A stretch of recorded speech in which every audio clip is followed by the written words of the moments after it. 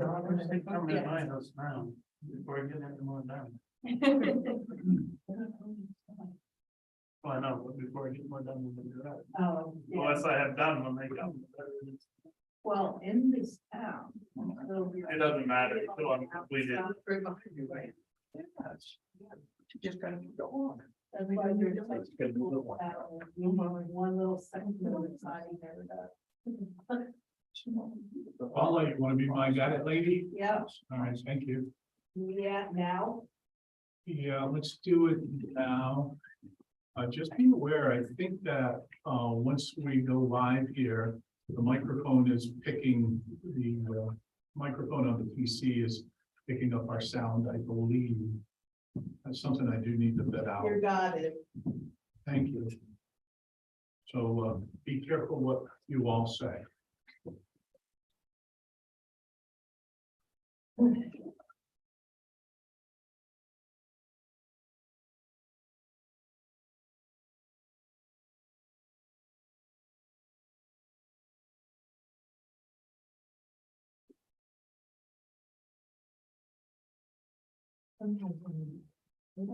Out there, by the today.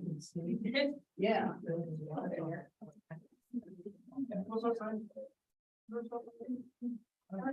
Libby lives right there on the corner where Libby goes into that. Like the brownish one, Where you- The big one, the cake, on the right, the brown one's like in our front yard. okay. Right, I'm seeing. Sonny, did I give you You know how. my, Yeah. Right. my You'll see my box in the agenda? backyard. Yes, Today? yeah, so I don't want I- to. Possibly, end of the driveway. Yeah. Yes, my husband loves it. Yeah, because I was driving by on my phone, Mike was, me and Mike were coming back from Brighton and I was like. But I was coming home this morning and I saw my last number. See that bus in the backyard. That's pretty cool. Pretty cool. That is pretty cool. Oh, maybe I put it. Oh, I saw what my husband saw now. I purposely. Got it. looked Thank you. on the- Oh, you saw it? How did Rudy get it up there? Oh, there. Good friend. Good video of them doing it. Okay. So when we came to the workshop last week, you guys put out the door, Mark looked and he said, so ask Marsha, which one of the kids put a ski ramp on her roof? I knew what he was talking about. It is 5:30, but the call is need to order. Pledge allegiance to the flag of the United States of America and to the republic for which it stands, one nation, under God, indivisible, with liberty and justice for all.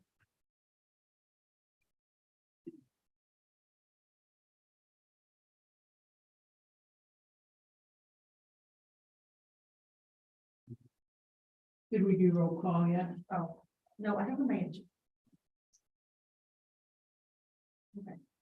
All counselors are present. I make a motion that we go into executive session, MRSA 4056E, consultation with legal counsel. I'll second that motion. Any discussion? All those in favor? Here.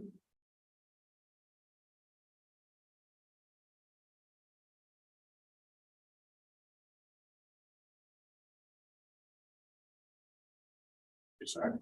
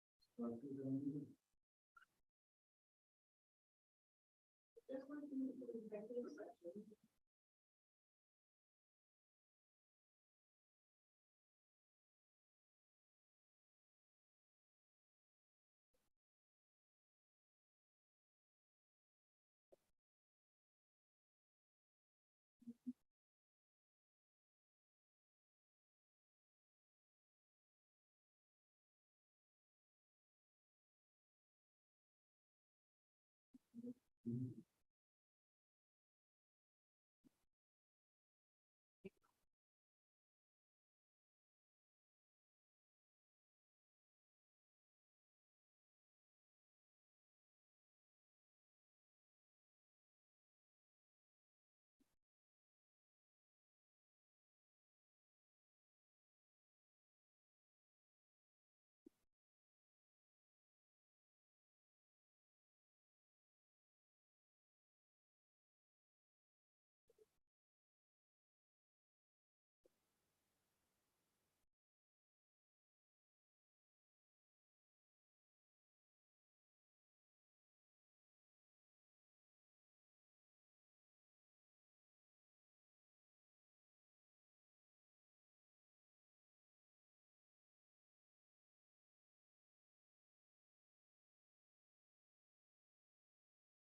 how are you? Any coming or? No, it's just hanging around the house. Got turned off. I I don't- heard that she was turned off by us. Me too. I've been here since, Kathy Parking. You know,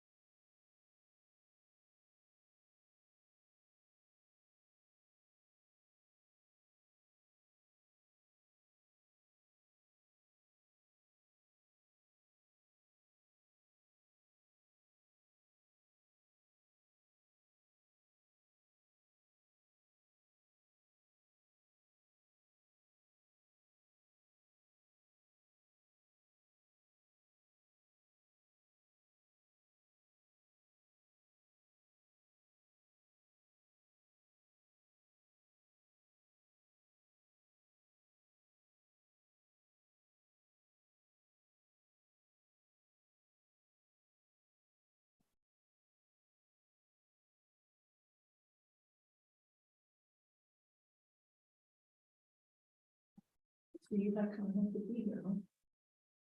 Yeah, I guess they've got some questions that, not sure what.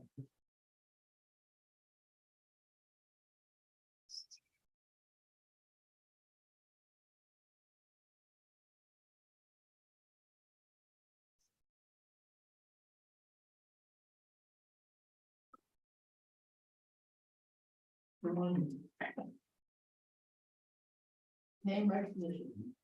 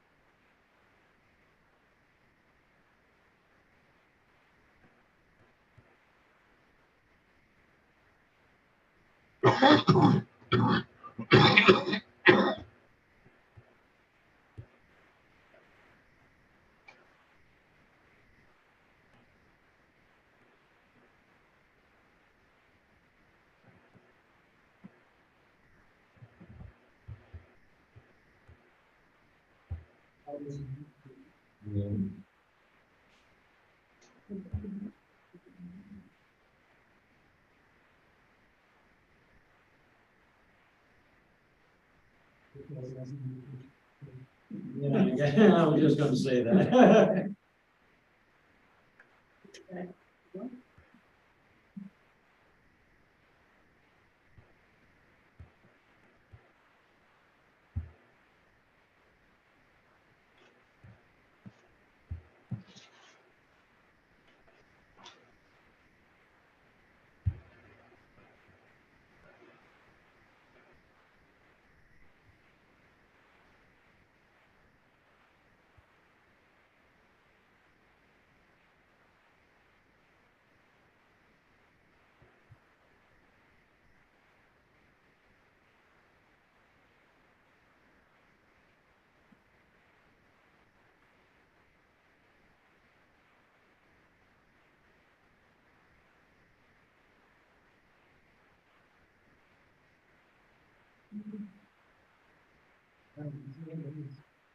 Was it?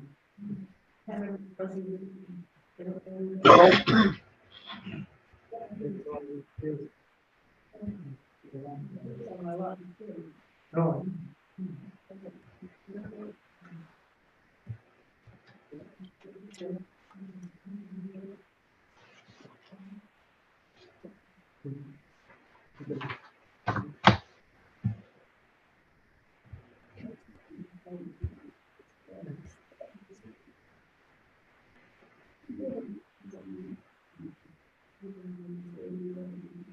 Oh, okay.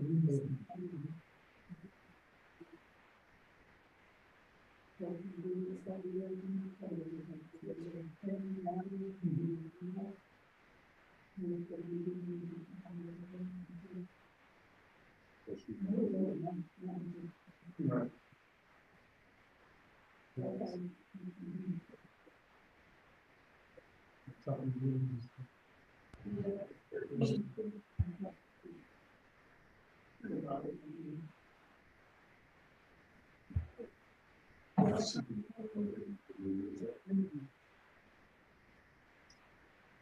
It's not.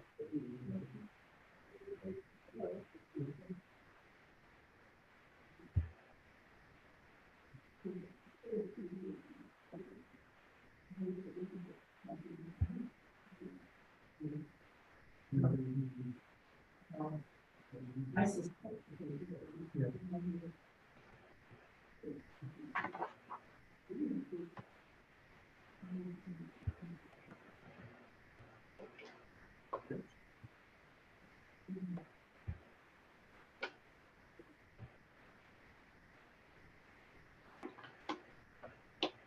No.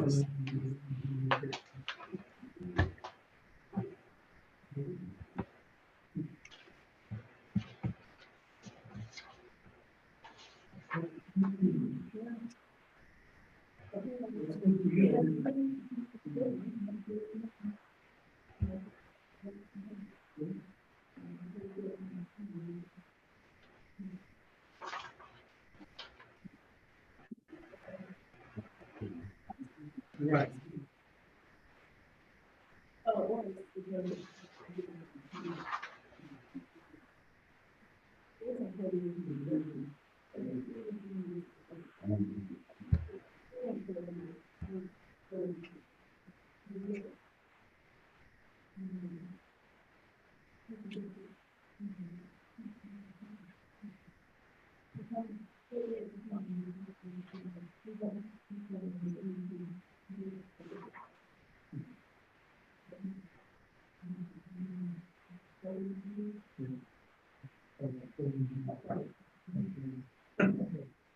Got a lot of stuff in the phone.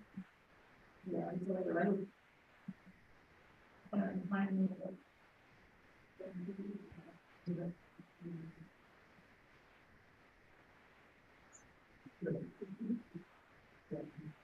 Oh, However, it's still a little bit of a plan. I mean, those days, he's taking care of it, looks great. Well, we've had a.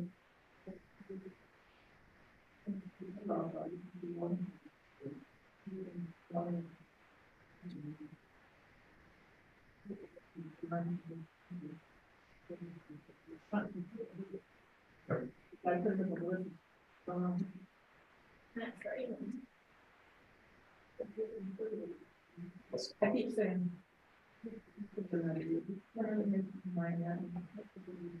Yeah, another year and a half. They got all these-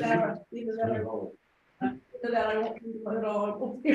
But they've got all these cars lined up, right, you know, so this is the group. Once those become, it goes bang, bang, bang, and then we'll have the overlay. Well, I went by that RAV4. I have their RAV4.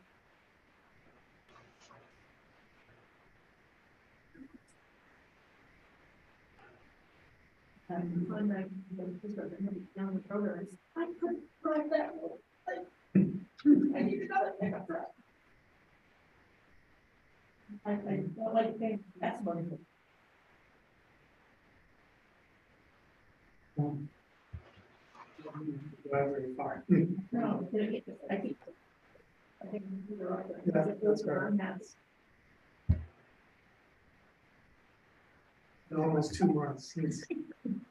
I'm not gonna blame the arena either. Yes, I know.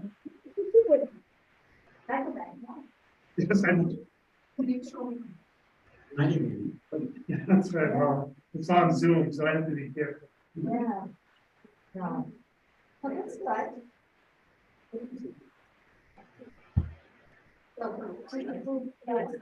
As far as I know, I don't think Stephen, he's in the like force, he's still going in, so I guess it's still weed working. with the new ones.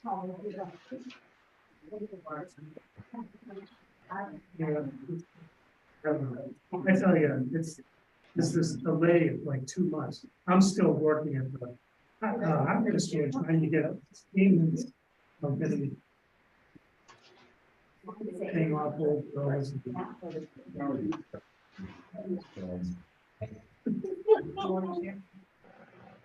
Thanks for your support. I'll take that back with you. I feel bad because, I had the order. All right. Expensive. Based on last year.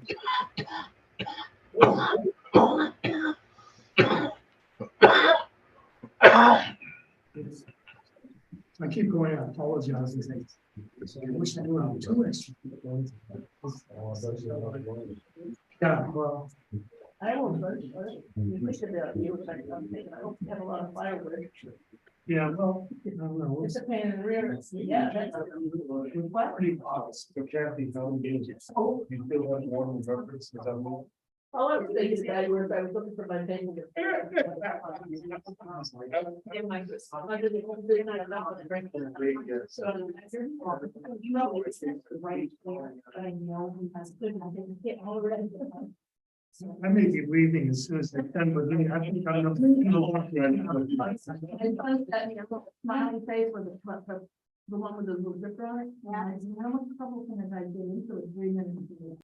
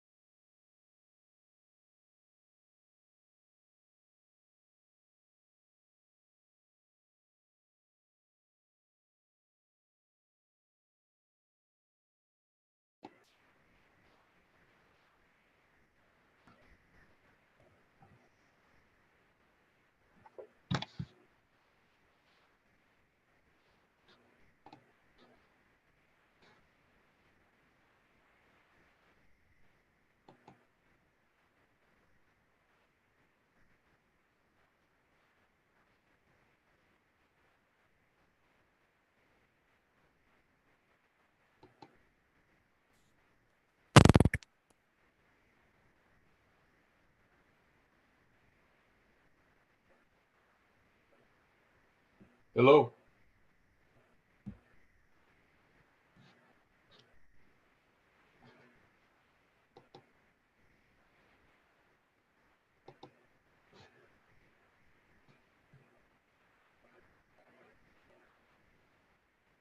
Hello?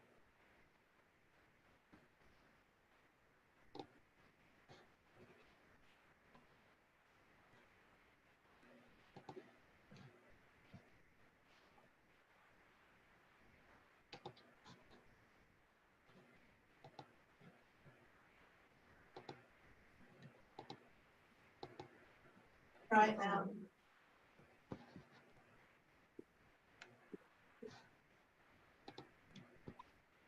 Can't hear you.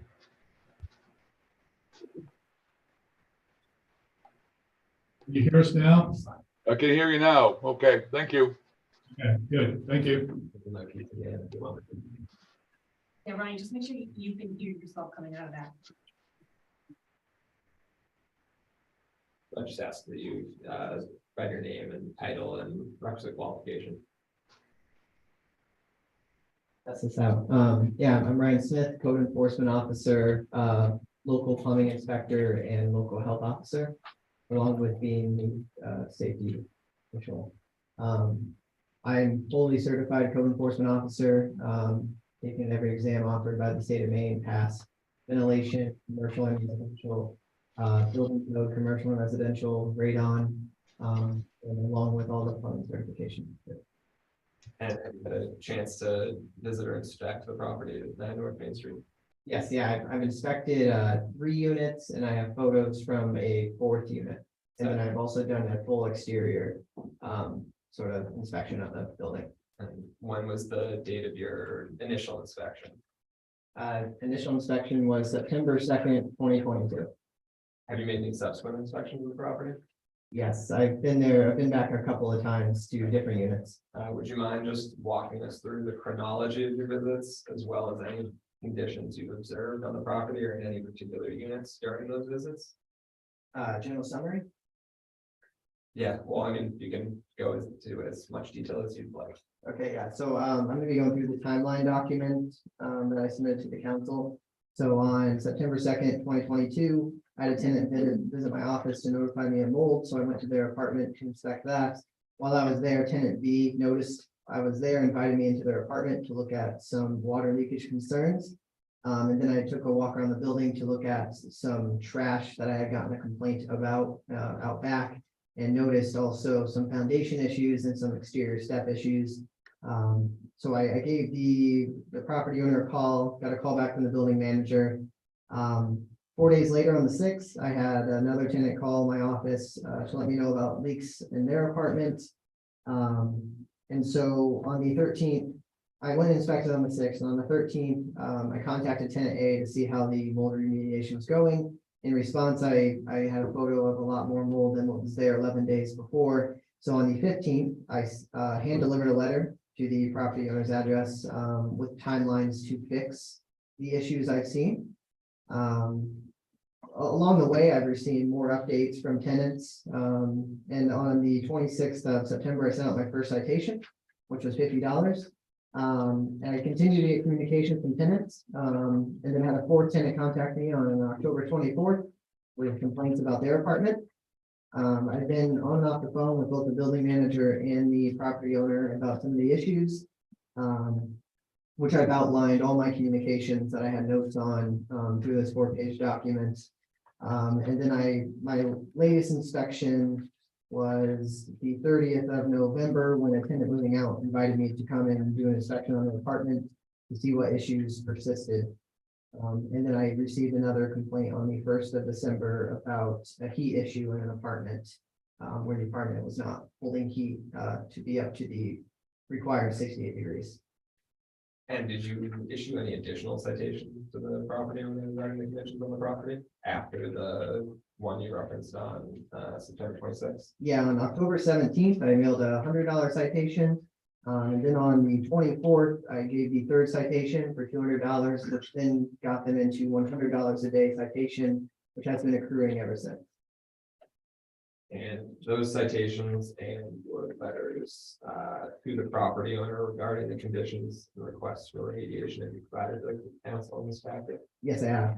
Okay, and you referenced a lot of photographs that you received of the property. You got a copy of those photos? Yes, Sorry, and have they been provided to the council? yes, I have. Okay, would you like to walk us through those various photos? Yeah, I can do that.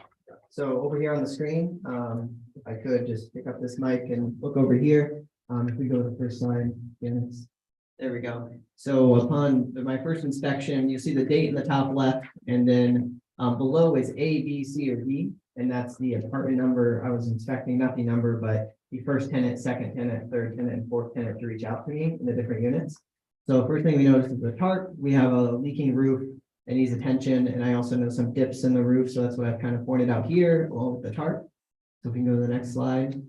The first unit I was invited into, this is on the 2nd of September. I noticed mold on the ceilings. You can see the bathroom door. The shower was running and had been stuck in that position for about a month at that point on. It was on 24/7 for about a month. And that caused this mold here to spread out to the kitchen. This is the kitchen area that we're seeing. So if you go to the next slide. That's what it looked like 11 days later on the 13th. This is the same kitchen ceiling, and that's mold spreading on the ceiling. Next slide. And then this is what it was on the 30th, which was last week. There's still mold present in the kitchen. So go to the next slide, please. This is on the 30th of November last week. It had spread to the living room. This is the living room ceiling. We can go, which it was not before. So we go to the next slide. This is more spreading. You can sort of see on the wall down there on the bottom towards the left, and then on the curtains too. That is the same sort of mildew mold spreading around the apartment. Next slide, please. That's the back of the pantry. Next slide, please.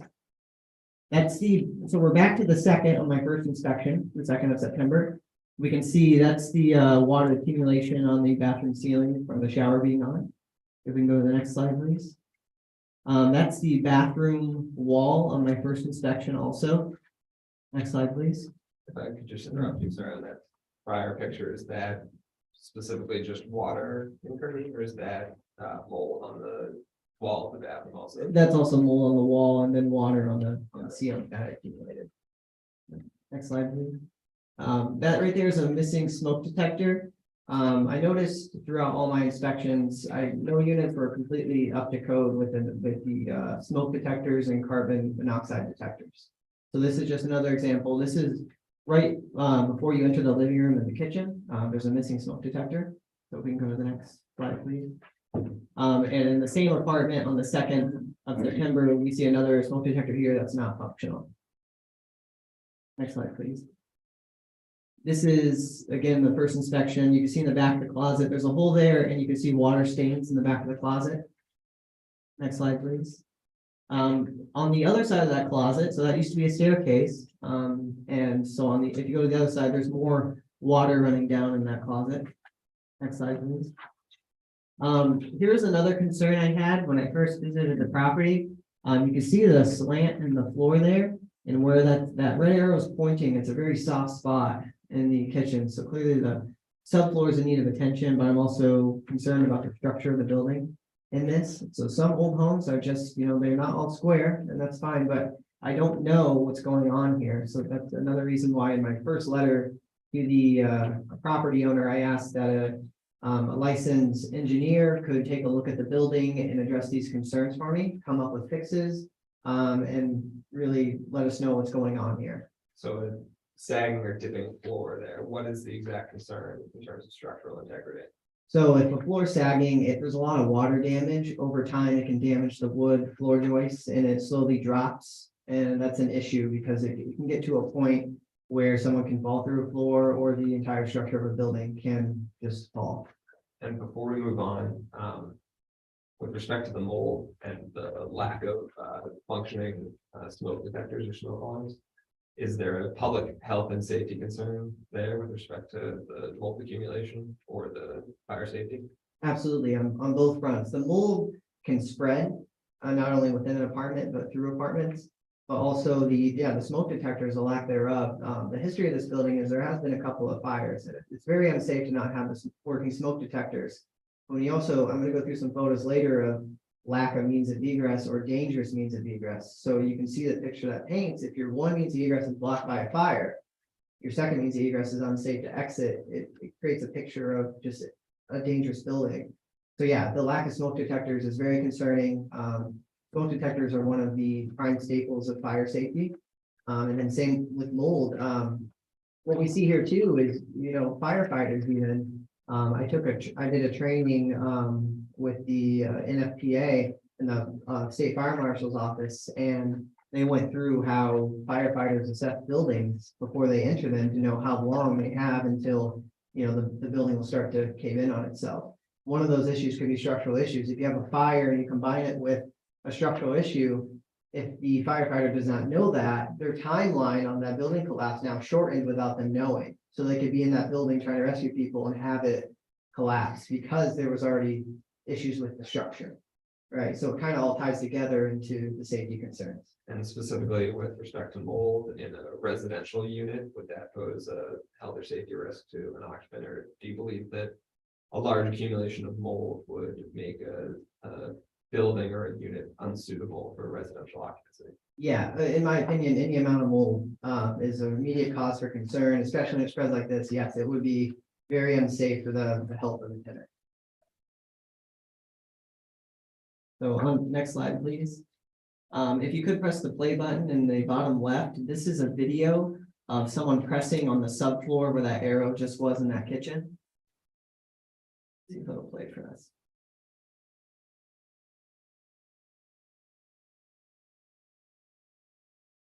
All right, we have some technical issues. It's not gonna play for us. All right, next slide, please. But basically, If you could just describe what would be provided in the context of the video. yeah, so the video, I had someone step on it while I took a video of it. That spot in that subfloor by those kitchen cabinets was essentially dropping about an inch every time they stepped on it. And put their weight on it. So that is a cause for concern, and including the slant in the floor shows that there's some water intrusion heading towards that spot. And we don't know what's going on there. But it does show signs of structural instability. Next slide, please. So when I went out back to look at the dumpster overflowing, I noticed the corner of this foundation, this brick is separating. And that is a cause for concern. And you'll see a lot of symptoms of the structural integrity of the building, but this right here, the foundation pulling apart like that, could be a lot of issues. And in my initial letter, I asked for a licensed engineer to take a look at this and either give a fix or say it's structurally safe or unsafe. And I don't have a report of that. So as of now, I consider this a cause for concern on the structural stability. Next slide, please. This is the other side of the foundation on the other side of the building. We see that crack right there, and then the slanting of the foundation wall outwards. Again, sometimes these old buildings, they were built on rocks, they were built on whatever materials they had. It's just right here, we don't know whether this is safe or not. And I do have concern for that too, seeing how these are on opposite sides of the building. It shows, again, another story of potential hazardous living conditions and just dangerous overall for the structure. If we go to the next slide, please. This right here is the trash on my day of inspection. It hadn't been taken. When I went back this past week on the 30th, I did notice that most of this was cleaned up, but there still was that couch there off to the side, setting there has not been disposed of. Good, next slide, please. So this, on the left, you'll see my first inspection. I noticed when I was out back, this is a means of egress for 2 or 3 units, I believe. You'll see that the steps on the left are slanted in, and I called that out in my initial letter saying this needs repaired. When I went back this past week on the 30th, you can see the photo to the right. That's the same set of steps completely caved in. Really what probably happened here is someone stepped on that top step and it fell right down. They could have really hurt themselves, and I haven't heard anything of anyone hurting themselves, but steps don't just fall like that. So I speculate that there probably was someone stepping on that, but that just shows this is the second means of egress for 2 or 3 units. So if that front means of egress has a fire, they have to come out here. That's 5 or 6 feet tall to that decking. And then you have a 3-foot tall railing, so they would essentially have to jump 8 or 9 feet onto the ground to escape the fire, which is very dangerous. Next slide, please. This is Unit B. So this is the one I was invited into when I was inspecting Unit A from the initial complaint. The only photo I have of this one is just evidence of water intrusion in the ceilings. This one also did not have up to code smoke detectors and carbon monoxide detectors too. Were you able to determine the source of the water incursion? I was not, no, I was not. It's all under drop ceiling and I didn't have a ladder with me. But there's also a backside of a closet that I was shown a video of by the tenant showing water physically coming in from earlier this year. If we could, next slide, please. This is Unit C. So 4 days later, on the 6th of September, I had another tenant call me, raise concern about leaks. So I went to their unit and here's in the living room, 3 different spots where there's water intruding onto the apartment. We go to the next slide, please. There's a 4th spot where water intrusion is happening in the living room. There were pots and pans on the floors kind of catching this water as it happened. If we go to the next slide, please. What we see here is the left arrow, another leak, but on the right, I'm not sure if that's a missing smoke detector. This apartment here had 1 smoke detector and it should have, by my count, 2 or 3. So I speculate that's a missing smoke detector due to the lack of wiring. It probably was not a light fixture. If we could, the next slide, please. So you'll notice the date on this is about a month and a half after those photos I just showed you. It's October 28th, same apartment. I was sent this photo by the tenant. You can see the drywall just completely peeling off the ceiling. And I'd imagine that through the water intrusion and those leaks, they just kind of connected a line in between each other and that started to come down. Are there any special health or safety concerns with respect to water intrusion, specifically from either a roof or an unknown source? Absolutely, it's an immediate cause for mold. So you don't know what's on the other side of that. If water is coming through the roof, if you tear down that roof, you could probably have mold on the other side. So that's just another cause for concern over time. Yeah, next slide, please. Same day, this shows the tubs and buckets throughout the living room that's used to catch the water. It went from pots and pans to this, so the tenant has to empty these out occasionally to make sure that the rest of their unit doesn't accumulate water. Next slide, please. This here shows the toilet in that unit. So the handle is broken, and the tenant has to reach inside the guts of the toilet in the back in order to flush it. So this is something else that needs attention. Are there any specific building code provisions requiring operable plumbing within residential units? Yes, there are. There are provisions for functioning kitchens, stoves. There are provisions for functioning showers, vanities, and also toilets too. Okay, next slide, please. This is the same unit, and this again just shows more water on the drop ceiling. You can see in the top left and the bottom right, and really all of them waterlogged, water stained. It could be from the roof. This was also in the bathroom, so it seems like an unsuitable material to be in a bathroom, or it could be caused by, again, water from the roof leaking. Next slide, please. This is Unit D. So this one was sent to me on October 26th. You can see on the floor there, we have, again, more water intrusion causing mold. And you see the wall, that plastic's up because there's no insulation on that wall. We'll see that in a couple of photos from now.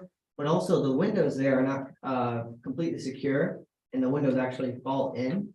And then we also just see no wall covering. If we go to the next slide, please.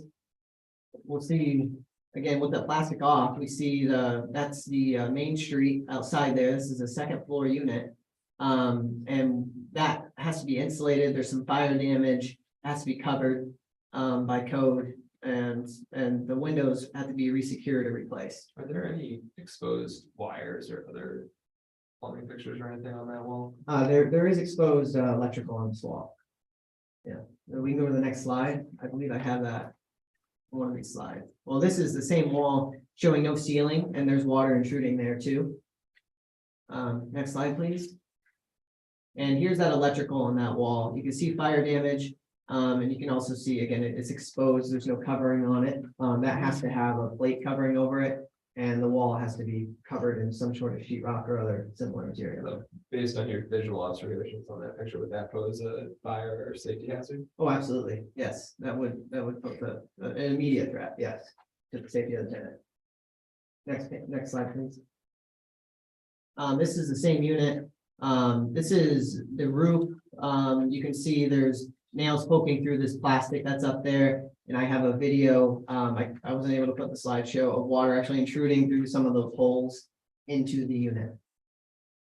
Next slide, please. And this right here is from the same unit just last week. This tenant had actually had to move out because the unit was not heating properly. The heat's on, it's just that wall I showed you that has no insulation and the windows that are not completely secured. The unit will not hold heat. So it's set to 72 degrees, as you can see, and it's only at 57 degrees. There is state statute that says that a rental unit has to be at least 68 degrees. And that's not being met here. And those are the photos I have. So, based on all of your observations and the photos you presented, do you believe the building itself is structurally sound? I believe there are concerns that need to be addressed, but I don't know if I'm qualified or if I would go out that far to say the entire building is unsafe. I think we have a lot of evidence of unsafe conditions, but I don't have any sort of report from an engineer or design professional. to back it up. What type of additional information or evidence do you think would be necessary for determination of whether the building is structurally sound? I think we need to have a licensed structural engineer or registered design professional, something of the sort, assess the entire building. Something else that's kind of come up since my first reports about the foundation and the means of egress and the roof and the sagging floors is that wall I showed you that was not covered or insulated shakes. And so when the tenant upstairs can physically shake it, it shows there's some issue somewhere, and it also shakes the floor the wall right below it. So I think there's more issues that could be there. So I think we need a full assessment of the building by someone licensed, a licensed engineer, structural engineer, to tell us what's going on, tell us what fixes would have to be done, or if this is salvageable. And based on your observations with respect to the lack of smoke detectors or inoperable smoke detectors, do you believe there's the building or specific units pose a risk to the health or safety of their occupants? Yeah, every unit I've inspected does not have proper amount or proper amount of functioning smoke and carbon monoxide detectors, and that's an immediate risk because the fire can happen at any time. So yeah, absolutely. Okay, and specifically with respect to the mold situation, the observations of mold in, I believe it's units 3 and units 6.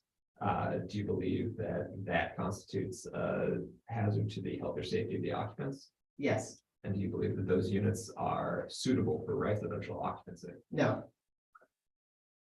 That's all the questions that I had at this point. Can I ask a question? You showed that wall that was open with that, with the electrical socket that looked like it had been burned. Do we have any idea of when that fire happened? I couldn't tell you the exact date.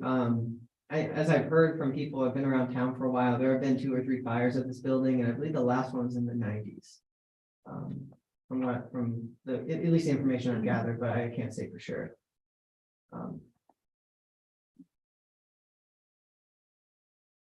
And there, So potentially that's been that way since then. yes, absolutely. Unless there's a fire we don't know about or I don't know about. Some other report I get is that the back deck that I showed concern about that had the collapsed stairs did at one point, in fact, completely collapse with multiple people on it and actually killed 1 person. So it's, again, yet another cause for concern of that back deck too. Do we have any permits in the file for that deck? I do have Repair? I do have permits for the repair of that deck, maybe from 15 or 20 years ago. There were some repairs done on the building. But it's been that long ago. Yeah, it's been a while. Any further questions?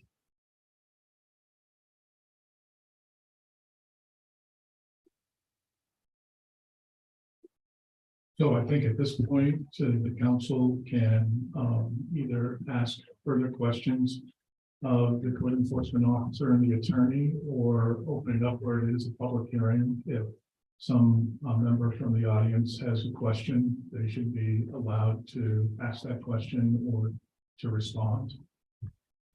Additionally, if the property owner's here, she should also be afforded an opportunity to. Correct.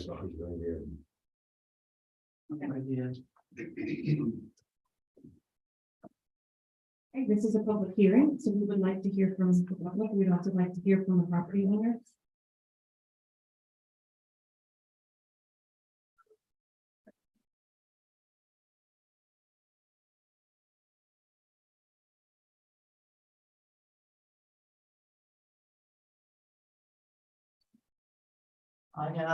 I have envelopes for you right here, if you'd like to see them. I'm in the process of getting a loan to get all of this taken care of. I've owned the building since 1989. I had, the fire was in 1990, everything got fixed. And it's in bad repair. I have taken care of both other sides of the building. They have all new roofs. It has a brand new furnace. I mean, I'm one person and I'm trying to do this on my own, and I am getting a loan. It's already in here. He's noticed that it's been pre-approved and that all the roof is gonna be done, the total all on that side, everything out back, out front.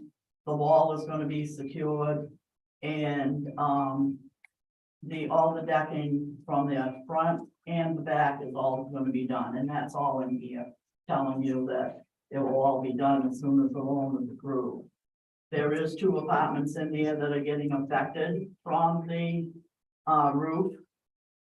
And the water is leaking in, and that's what's happened to all the insulation and everything on that wall, because that's one of the that's the wall that needs to be fixed, which he has already secured and knows about it and has inspected it.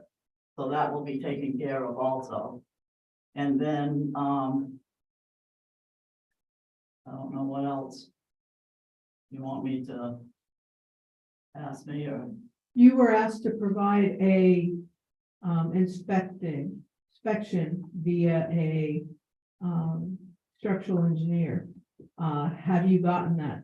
I- And where's the copy of it, if you have? there's a copy in here of a gentleman that came and inspected the cracks in the foundation. Is he a structural engineer? No, I need to find one. If someone can tell me a name of somebody, so far I haven't found one that's certified to do it, I will get it done. But as of right now, I still haven't found one.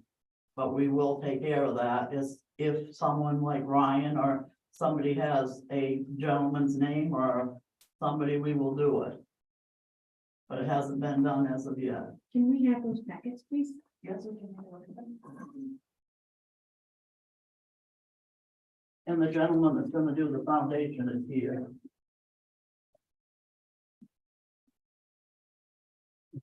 Yeah. You want one? Thank you. Yeah.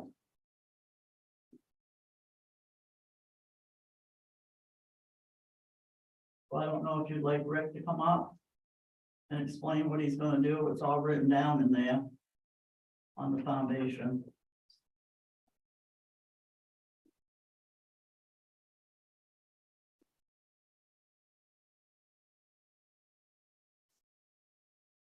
The contractor was gonna be here tonight, but he was in Portland doing the job, and he hasn't made it as of yet to explain everything that he was gonna do to the building.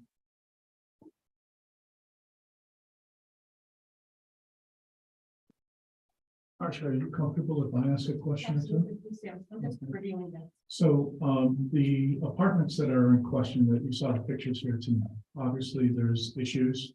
The council later on this evening will perhaps be taking action on that.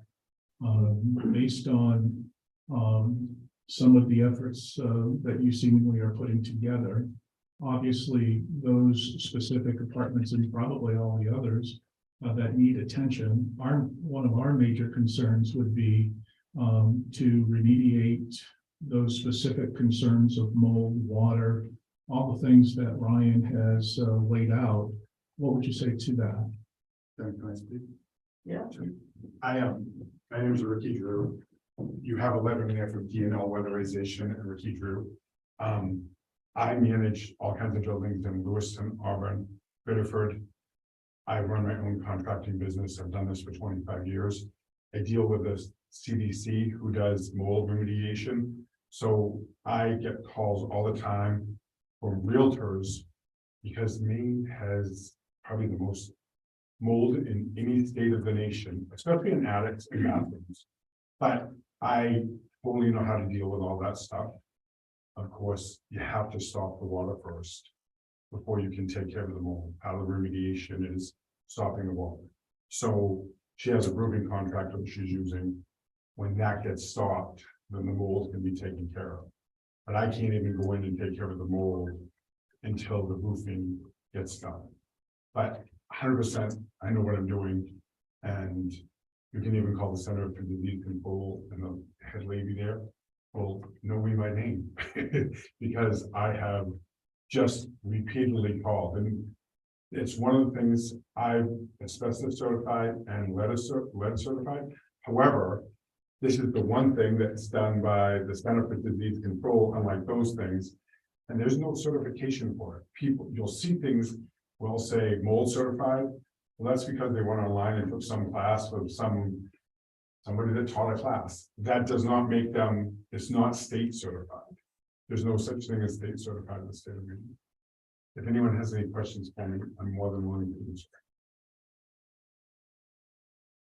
And how to remediate it and prevent it from happening after. Jen, do we have a timeline on roof repair? Is that The, gonna be the first thing? that's the first thing. The roof is gonna get taken care of first, the wall. Yeah. He's gonna do all that, and then he's going for the decks. Do you have a timeline on that? What, he's ready anytime as soon as I can get the money. So he's already got it set aside and ready just for me to say go, but I gotta get the funds first and it's pre-approved, but it's been a slow process. One of my main concerns when I was looking at this is the foundation. I don't know if it's moving or if it's any concern that we should have. So I'd really like to get a structural report on that.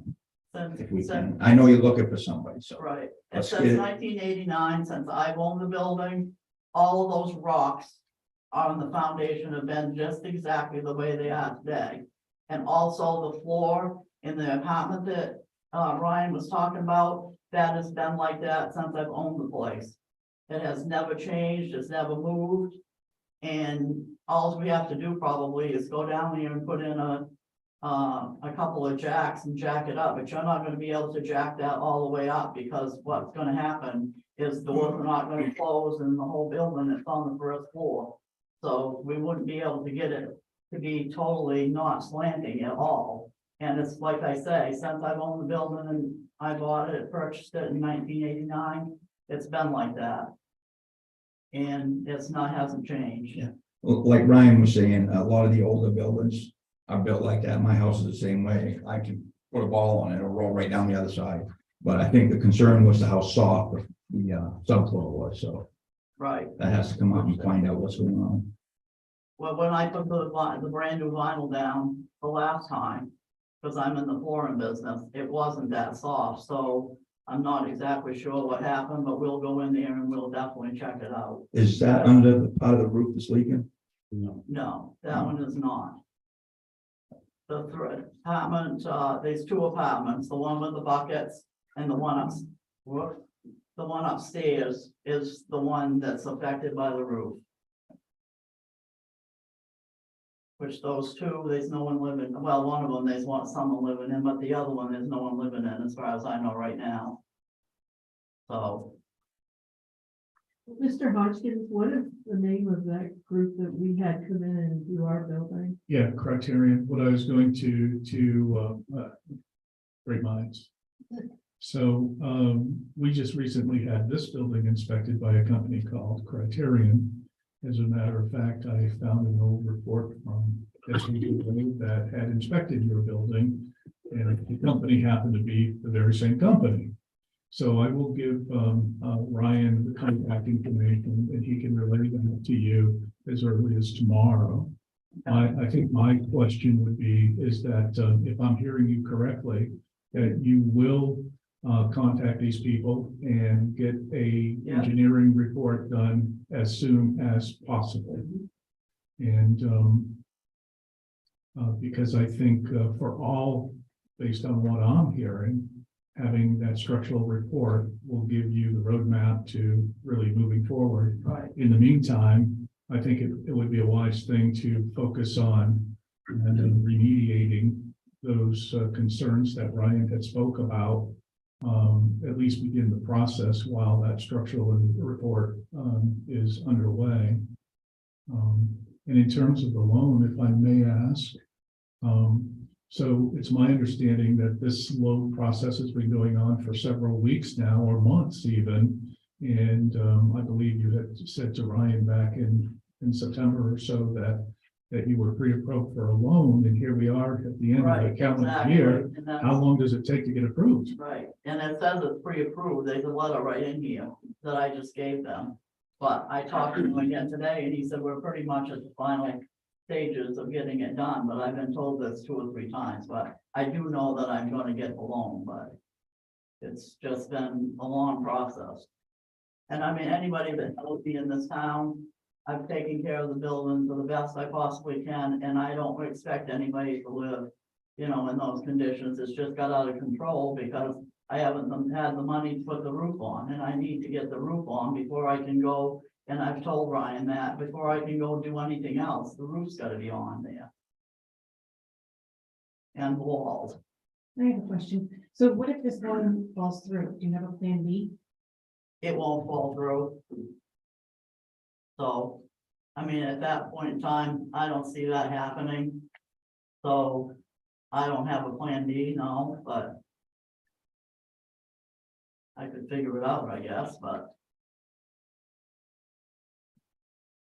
Well, the cost to do the structural report is probably gonna be a few $1,000. yeah, exactly. Just to let you know. I mean, something like that, but when you're talking about $50, $60, $70,000 to repair this, that isn't just pocket change, it's gotta come from a loan, but $1,000 or $2,000, that's different, so I can have that done.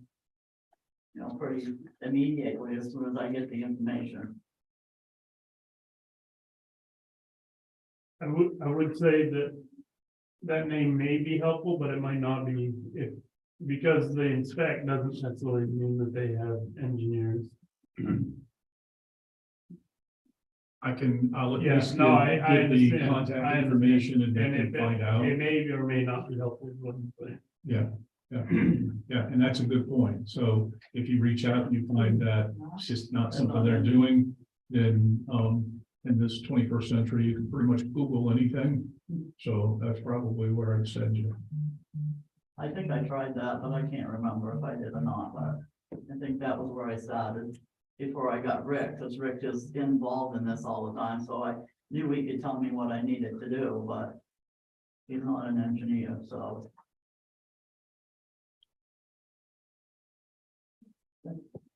I may just ask some questions. So with respect to the timeline, once you've received the loan, you have an estimate for how long it will take to complete the repairs to the roof? I don't, did he say, Stan, I It would guess, take 2 days to do the roof. Once he get all the stuff out there, it would take 2 days.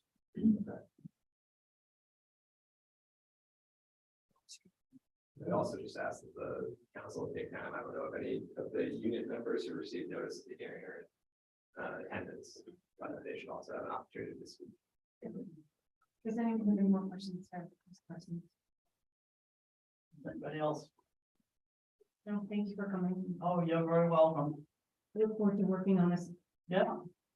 We'll get it done. Do we have any tenants here from 9 North Main Street?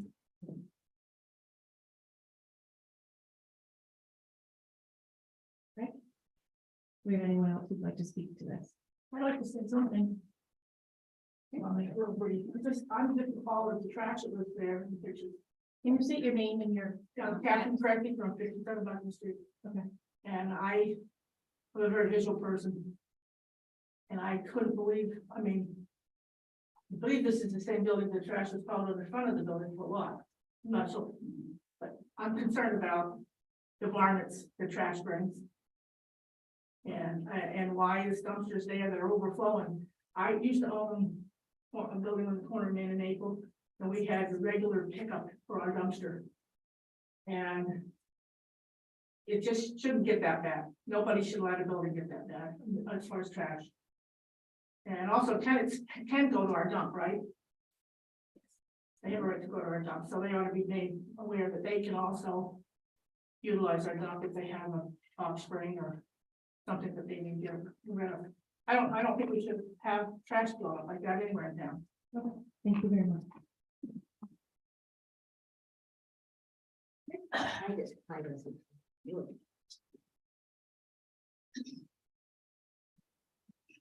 I can understand Penny Emmerich, 26 Pleasant Street, Mechanic Falls, 04256.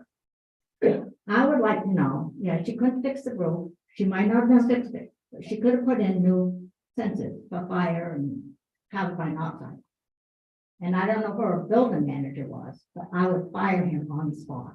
Because he's not doing his job, or he reports it and she doesn't take care of it. And I don't know how you could charge anybody any rent to live there. That's my own opinion. Thank you.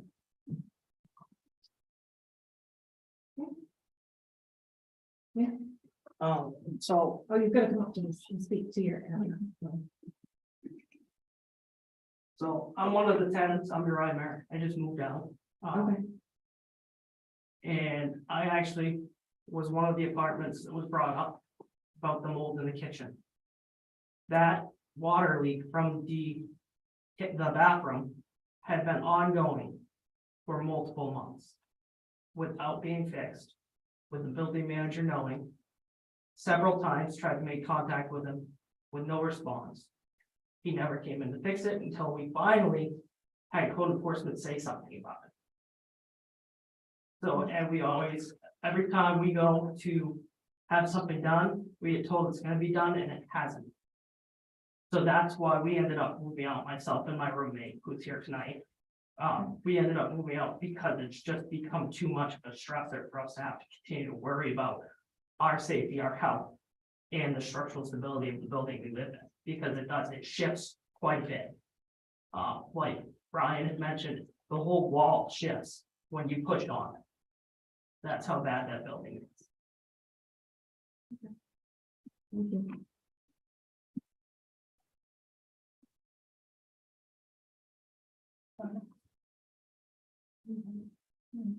Okay, there's no more comments from the audience, we'll close this public hearing.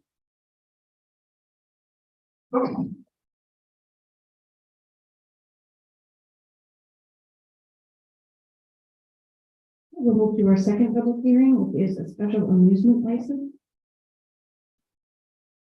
Yes. Amusement licenses. So far, we have the Silver Spur and the American Legion. I have not heard from, Little Brick Park or the Mill House. And they have been second. So basically, so tonight, as a part of this public hearing, we'll do a quick public hearing for those two entities that did Okay, give us the paperwork. And coming to a theater near you, hopefully next month, we'll do the other two. okay, so this is something that they have to come before the council. It has to come through. Okay. Yeah, it's a kind of a formality thing. on This these this would be for like live music or, Yeah, sorry, I'm asking that, I don't remember. So this is the Silver Spur and American Legion. Okay. Yeah. And so they filled out their application and everything else. Yeah. And It's been- they pay the fee, it's due by December 31st of every year. Okay. The other two, like I said, have had reminders. And so if they don't. we'll They would give just- another reminder. We'll send the chief out if we need to. Okay, so at this point, there's been no issues there. No, It's, we just need to do it Yeah. later on, approve it. So this is just the. The public this is the hearing. public. Does anybody have any comments or questions about the Silver Spur for the American Legion getting a special amusement license. Okay, if there's no comments from the public, then we will close this public hearing. Excuse me. All right, you guys are up. Water Department 2023 budget. All right. Jake.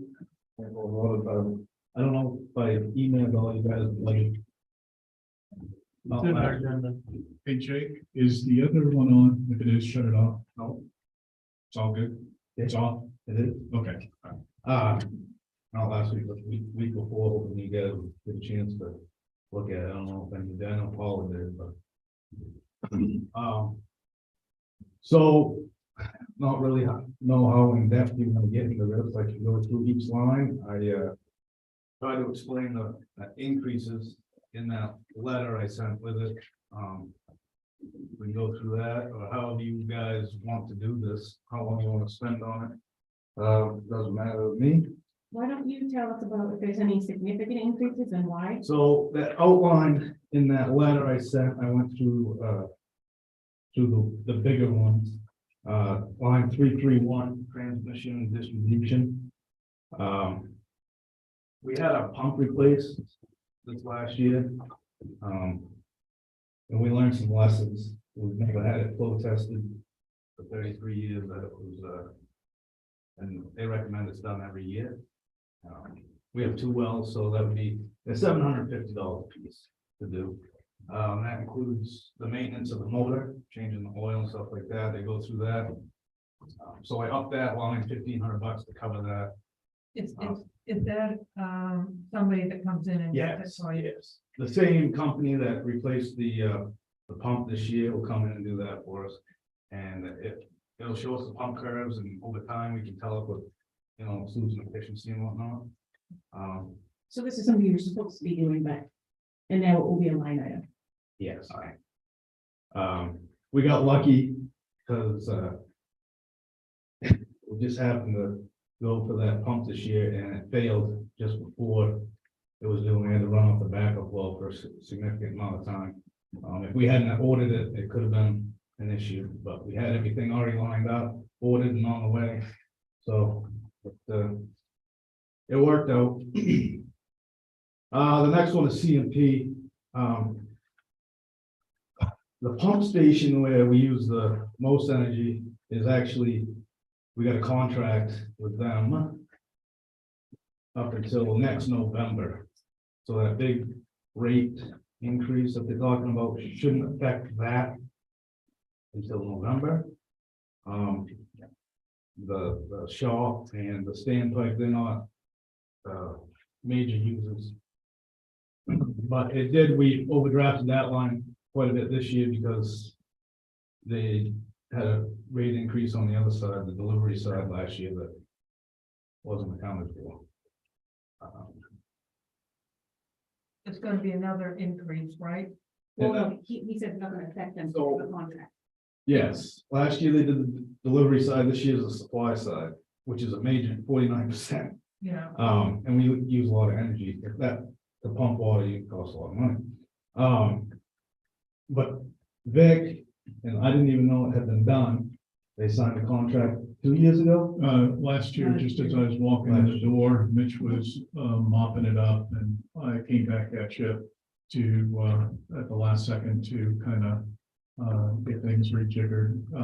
As a part of that, we included the water department, so they locked in for 24 months, but as he says, that will be expiring. So next budget cycle, we're gonna have to account for that. And I'm not sure, it didn't seem like the shop or the standpipe was included in that contract that I saw. It was for a specific number, account number. Right. I have Which is to the pumping station. compare with you guys. No, I did. I looked in the pumping station. So we will have a little bit of increase there. And I expect as we pump more water, we're gonna use that, so that's increased $3,000. Chemicals is just something, obviously, we gotta have, once again, we overdrafted that this year because the cost of them, just out of sight. I ordered, I think it's fluoride, and it had more than doubled From the last time I looked back, I called her and I thought the price was wrong and she's like, no, that's what it's going to. That's the only chemical that was voted in by the town years ago. That's the only one we could possibly eliminate if the town wanted to vote it out. And all the other ones obviously increased as well. So that's up $5,300. Contract services accounting, this was cut last year by $2,000. I'm not sure why. They charge what they charge. So I put that back in what they charge, which so it's up 2,700. So maybe it was a mistake. It might have been. I'm not sure. Contract services, that's our trio of billing, census, which is our meter reading. The GIS stuff for the software we have to pay for. And then we have to sign into a new contract with, EJP and census for meter reading. Steve's computer went down last year. And, there was an issue with that, so. We've been working with other contractors, we're gonna make a sign on this year. It's another $2,500 that wasn't in there, so that's up as well. Transportation, this one's kind of unknown. Fuel prices. The time I did it, I thought I had a number, and the next week they went up like 20-30 cents a gallon. Usually this time of year they're dropping, they're starting to now. The gas plus, one of the trucks is getting old, so I have to do some repairs each time we go for an inspection. The last couple of years, we've had to put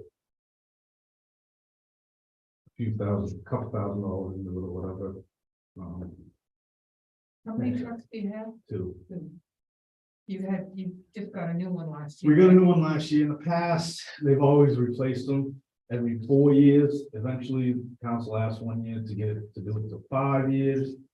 And COVID came. Steve couldn't get a truck.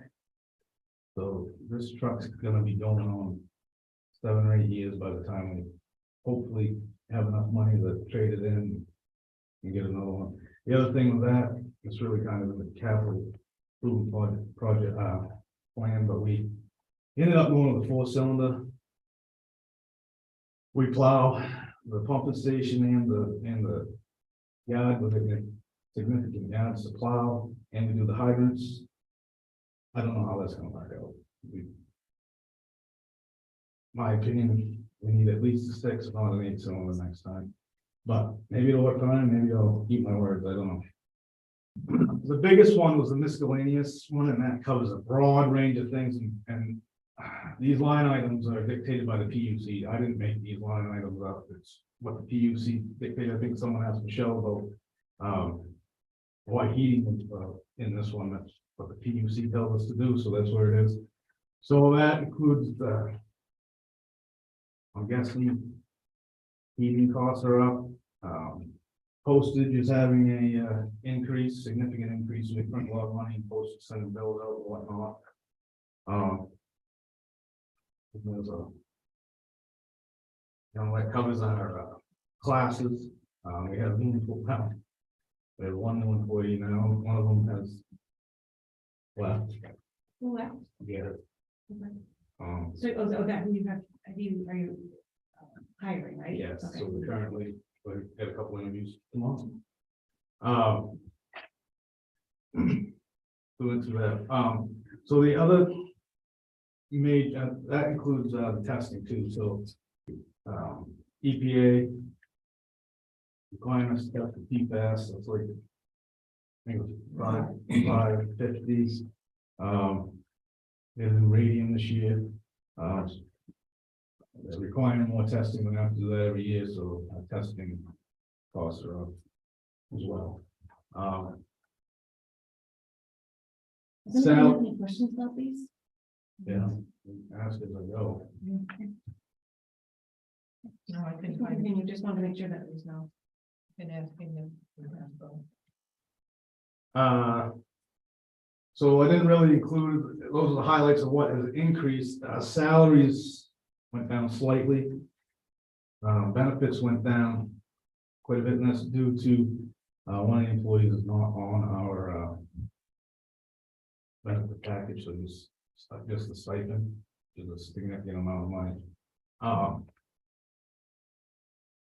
I figured in the salaries, so each time you get licensed, you get a raise. The one employee we have now is not licensed, so I figured in the highest amount in case he went, because he could go tomorrow, take the test and be licensed, so I didn't want to bring a budget to you with best case scenario, I guess. I could say worst case, but I'd say it's the best case because we want him to get licensed. So we went on the high side of that. The new hire. I talked with Vic, we upped the starting rate to $17.50, hoping we could attract some people. Hopefully it works. And then everything else was, we figured in, talking with Vic, a 5% COLA, I think, with the inflation and whatnot, I think that's fair.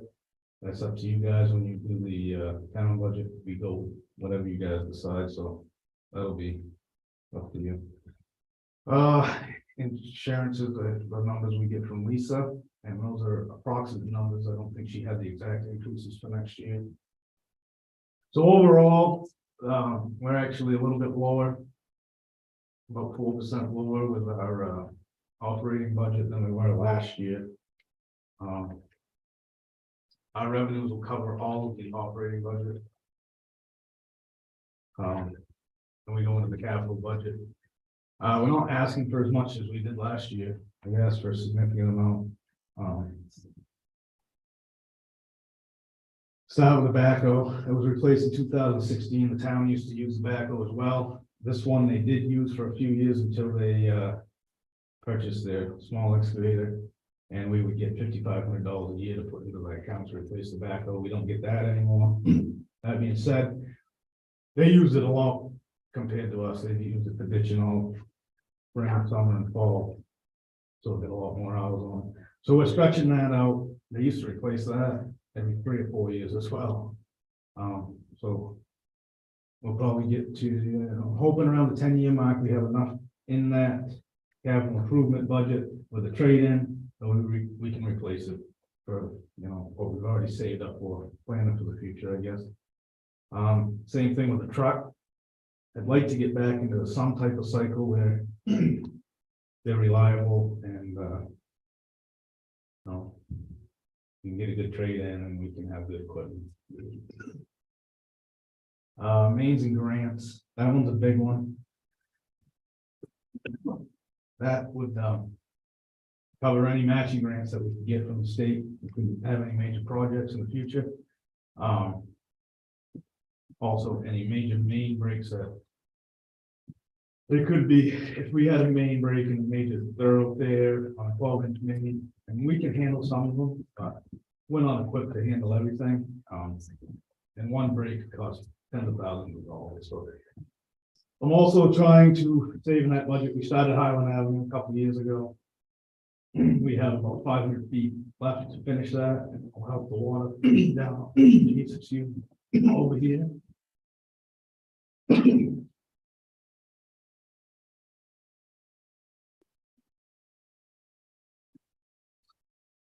Sorry about that. So that's that. Office upgrades.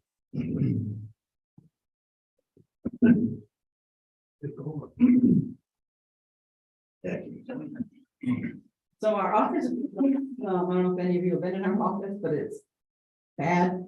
We had employees here, Steve's old desk apart, they got put back together with pallets. So it is time to actually get desks that are useful. And we've been redoing, we've had an old floor on the Howell, which we have to empty everything out, wax, and strip it and buff it, bring everything back in. So it takes like 3 days. And it only lasts for like 2 weeks. So we want to redo the floor, so we don't actually have to keep doing all of that. And then the boys need a new pipe locator.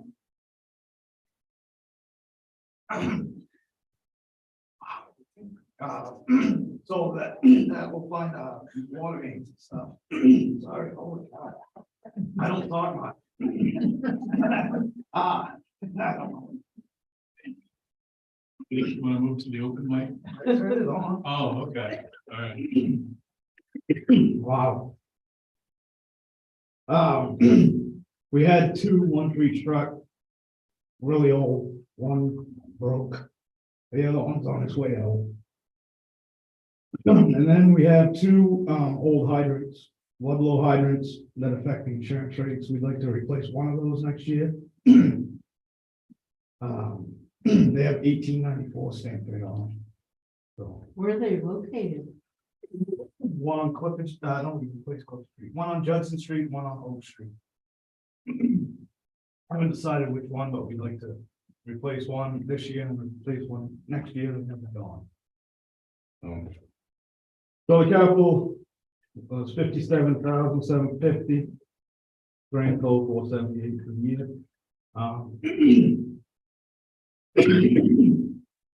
Most of you have been explained to before, I think.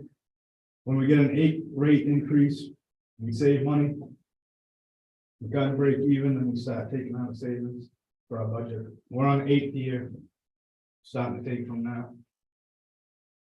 I think we can probably get, I know we can get through this year, maybe next year. But we're gonna talk to the accountant and see how that, what he thinks for, as far as that goes. So.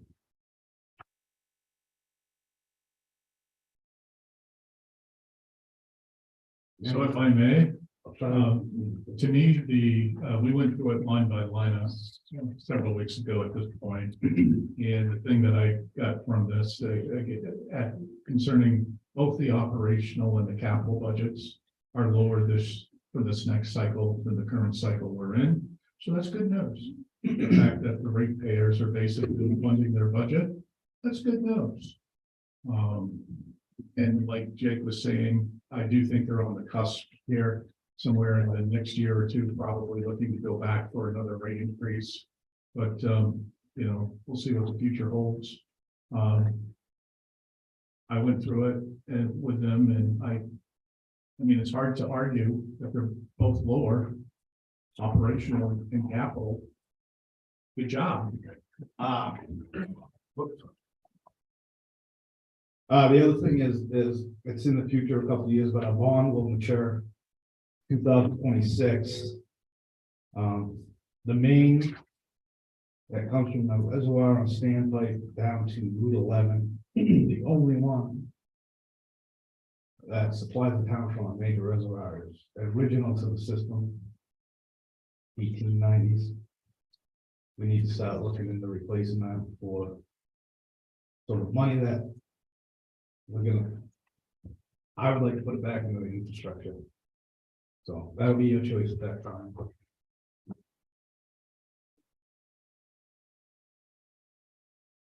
Are we completely off Trio yet? No, we're on, well, always, as far as I'm concerned. Oh, okay. I thought that was one of the things we were looking to get off on. No, Trio is here to stay. We're on the web version of Trio. And concerning IT issues, I have a couple of updates for you in my TM update, so I'll say that for them. I'm still on the old Trio though, I haven't switched over to web. Okay, well, will that save them money if they were to switch over to the web? It depends upon the particular setup and how old their server is, blah, blah, blah, you know. Certainly, they run their own world, so, I mean, we pay a fee to, I think it's a couple $1,000s a year for Trio Web. But then again, don't want to give away the bumper stickers for later, but in a perfect world, this building will not have a server sometime soon. More coming soon. Okay. I have a question. Jake, you just said the old pipe. The old pipe there, the 1890. How long is that line? Well, it's a couple thousand feet up to the hairdresser on Libby Road. And then more than that from there to the standpipe, so 5,000 feet in. So about a mile? Mile and a half, maybe. Yeah, So. I mean, I can. No, Get back to you. No need. Doing ballpark. I mean, my first part of that, it goes to the field. is that eventually gonna have to be replaced? Okay, It goes through the field and under Riverside Drive, and if we ever had a break in that, Okay. it would be a nightmare. and I haven't a clue of the cost to do that. My concern is, should we be setting monies aside for that? Well, that's part of the main grants. I mean, I don't think we're gonna set enough money aside in the next few years to do that. We're having it engineered right now. Okay, You approved that actually last year. And like, he could probably give us some type of estimate on some of it. He's only doing the part to get out of the field. That was kind of the first phase that we wanted to do. I guess, is, kind of looking at protecting the ratepayers so that it doesn't all come at once. And how to Well, that's why budget some my and- thought process was to do this when that bond matures. And that payment that we're paying for the reservoir already would go now towards that main replacement. Okay. So it wouldn't be, it'd probably be a little bit more than that, but it wouldn't be a major hit that it would be if we, took a How long much time. was that bond for? it was 750,000 at the time, 752,000. and I think. Alright, so, and how many years? It was was that? 900, 2026, so 3 more years. Should we be setting monies aside? Some money is better than no money. It is, and like, and that's what, that's part of what that main grants capital improvement money is for. I mean, So if, I'm sorry, I'm just trying to catch up. If you were to take 20,000, I'm just throwing a number out there just because you gotta start somewhere. Would that, if another 20,000 went into your budget this year to set aside for that, would that make it so you had to do a rate increase this year? Where you kind of trying to avoid that? Like, would that be I don't the, think, would that be I the, don't think so. I don't think so. We were doing the numbers today, we say what we had in savings and whatnot. because I'm assuming that's what you're trying to do. You're trying not to do the Well, yeah, rate I increase don't, this year, I don't right? want to spend money. No, I know, and I understand. I mean. It's gonna be hundreds of thousands of dollars. Right. I mean, millions. So Right. you're talking, It would still only be 60,000, but it's 60,000 that you wouldn't be having to raise. I don't know, just, or whatever. no.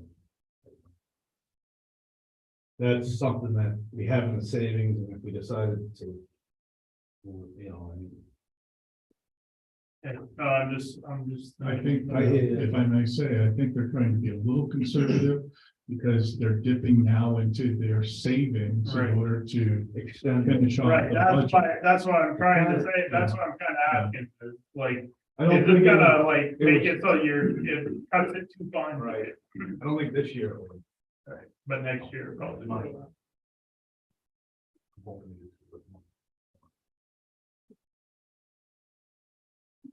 Thank you very Thank much. Thank you. Thank you, Michelle and Jake. We really appreciate all the work you guys are doing. Okay, moving on. Ordinances for both policies and licenses. The first one is special amusement licenses.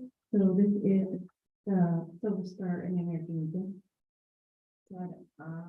Motion, do we need to do them separate or can we do it together, motion together? I think you could do it together. It's pretty simple. Do we gonna need to sign something? No, according to Janice. no. Okay, right, I entertain a motion.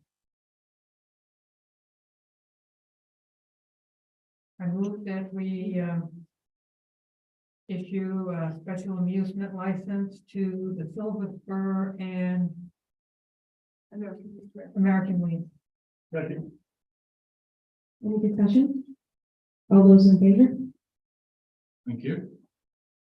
Oh, did Jeff sign off on both of those? He doesn't. It's not a, Not me, okay. that's no issues. Okay. get their license. Okay, moving on to appointments and resignations. Walter Berry, Development Commission and Budget Committee. Would like to come up and speak, tell us why you want to do this? Sorry. You'd like to come up and tell us why you want to do this? I'm staying at home doing nothing, just playing with my phone and iPad. I just sold the business and figured, as I'm getting ready to die and organize my house, I figured I've got a few more years, and maybe I can contribute. Particularly answer the volunteer request on the website. Yes, we appreciate that. Thank you. Looking forward. Does anyone have any questions? I make a motion, we appoint Walter Ferry to both committees. Second. Any discussion? All those in favor? Welcome aboard. Thank you. We'll see you soon. Not outside now, Walt. You have a purpose now. Okay, Beth Gates, resignation from the library committee.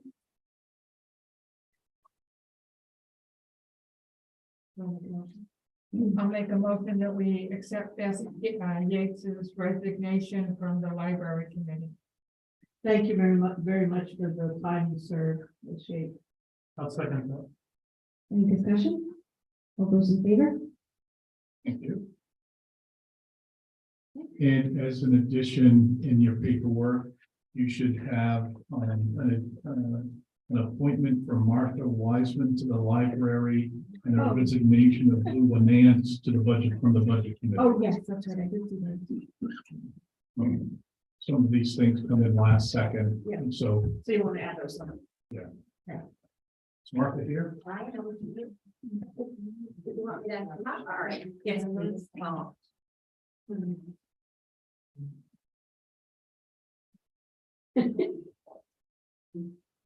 So while Okay. they fish the paperwork, the council has recently said that for all new appointments, they would like to hear from the person submitting the application. So thank you for showing this evening, and I'll turn it over to the council. Are you still on the appeals board? As far as I know, I am. Ryan sent me a nice email when he took over. Yes, I'm chairing it.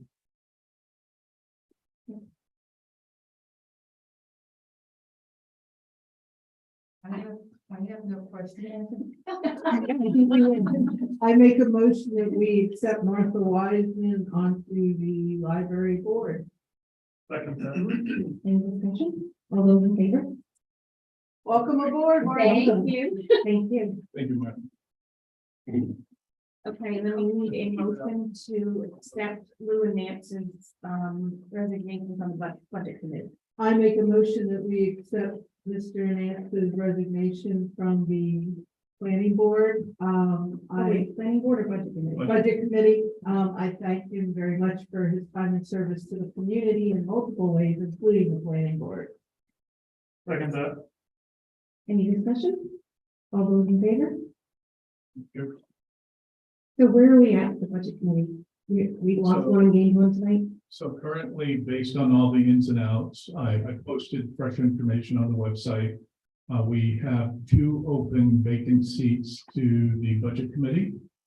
You have 1 alternate position on the planning board. And there was something else my mind is not You want telling the me. appeals board. It might be the open POs board. There seemed like there was something. So anyway, so I did put it on the website. Okay, moving on, general reports, meeting minutes. Entertain a motion to accept the meeting minutes for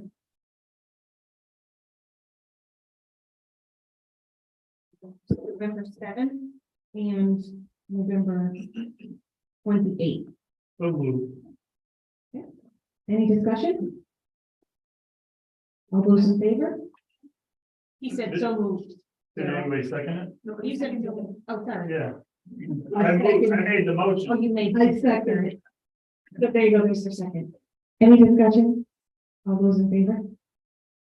Just keeping you on. Yeah. Sorry. I do have a question. On November 7th, we talked about town side website and logo stuff. Have we had any? Coming to a theater near you. There you Okay, 8.2, department reports as submitted. go. So moved. Second that. Any discussion? All those in favor? we have comments from the public. We have 3 minutes. To state your name and address. please. Catherine Griffey from 57 Buckingham Street. And I'm here to bring up it's actually old business. And you could call it new business, too. Something that's been going on since December 20th of 2002. Junkyard on 153 North Main Street. And it is totally out of control now. It was bad enough for the last 20 years. I did all the paperwork, everything was sitting in the code enforcement officer. There's a file in there. This was all. I paid money for a surveyor to prove that the fence over there on Buckley Street side is completely on the town road and there's 10 or so feet behind it that the private landowner is utilizing for his own use. And I'm asking the town, I was promised by Kathy Fifield, and she sent me off in my public 5 minutes back then, that they promised me that there was gonna be an investigation why there was ever a permit awarded to the house to put an addition on, because they didn't have the setback. Now we've got this junkyard thing that's been going on for 20 years, and it's been that way, and nothing's been done. I was assured that they were going to hire somebody to do an investigation. The surveyor that I hired, I paid $400 to, and he does a lot of work in town, Stuart Davis. He said not one person from this town contacted him about that survey. That road is a satisfied piece of property. The pavement is not the right of way. The pavement is just pavement that's within the right of way, and they drift. So anyway, I would like to have the town do what they promised that they were going to do. They should go over there and look. I got this right here, Nick Constantiloukas, and former code enforcement officer. Went over there. This was dated February 2018, and they went on the property and they took pictures at that time. And there's plenty of proof in just what they found, that he's been salvaging, doing a salvage. And the state of Maine says you can't have a junkyard within 200 feet of a main highway. He's right on top of the main highway. It affects me and my property. He's had 9+ vehicles over there. He's got a flatbed and he's been knocking the tin down, piling up on a flatbed and hauling it out of there. He's running a full pitched operation now. Now that we've got another war going, he really is on the ball out there. Nothing's being done. We don't have any illegal junkyards. Have we changed that, or is there something I don't know about? No, we don't allow junkyards. Well, we sure do. Nothing's being done. I've done all kinds of paperwork, research. It's all in the code enforcement officer. I asked the last code enforcement officer. He said he wasn't even going to touch that file. Okay, have you spoken to Ryan, the new code enforcement? I haven't yet. I just been not feeling that good, and I finally said, because of what's going on over there, it's so much worse. On the other hand, it's metal piles, and after what I saw tonight, at least it's not trash pile. So I don't, I mean, I guess I'm going, well, I guess it's not, at least it's not trash, but it's metal. Okay, so thank you for bringing this to us. I'm going to, And this is all business. okay, I'm going to defer to Ryan on this. Correct. And I will sit down with him. I would like to talk to I him. think that's a good idea. And, the state of Maine says you cannot, I mean, they changed it from 300 feet off the main highway. And everything is like anything, you're supposed to have a string and buffers. But you do have a legal junkyard. There's so many things wrong over there. Okay. And I've been looking at an old mattress leaning on a tree, and the box truck that's been sitting there for years is part of it. Everything over there is within the setbacks. It's not supposed to have been there. They're charging the man tax as like it's a building for that box truck. And it's sitting right partly on the road. So anyway. That's all. So I think probably the best thing to do And of course Kathy has reached out to me about some of this before. I think, and based on an email, I do know that Ryan has been trying to chase down some of your concerns. I don't know, I think probably the appropriate thing for you to do is compare calendars with Ryan and schedule some time to come in and sit down with Ryan. He can update you on the homework that he has done.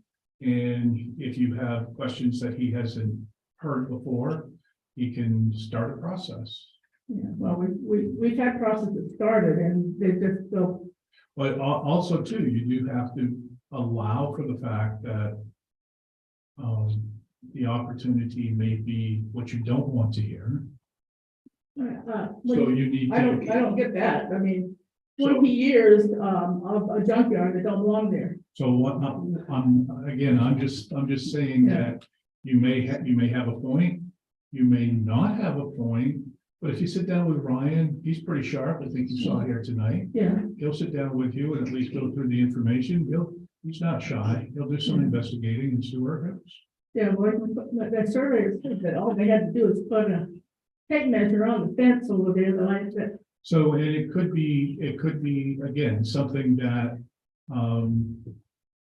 at this point seems grandfather. That may just, No, there's all kinds of letters from the town going back to 2002. so I do believe that in terms of that fence that you're talking about, they're on the triangle.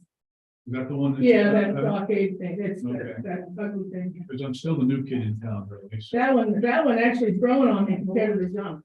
Oh, okay, yeah, so I don't think it's posing an issue for Scott.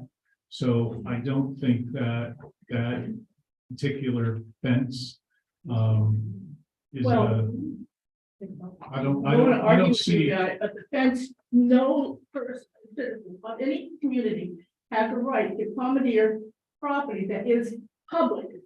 so no, I hear what you're saying, but then again, a lot of this is many moons, much water under the bridge. And so why don't you sit down, like I said, with Ryan and see where some of this goes? I do know that he might have some favorable information for you on one of your concerns. So schedule some time with Ryan. I have to talk to him about the guy in front of me there, so.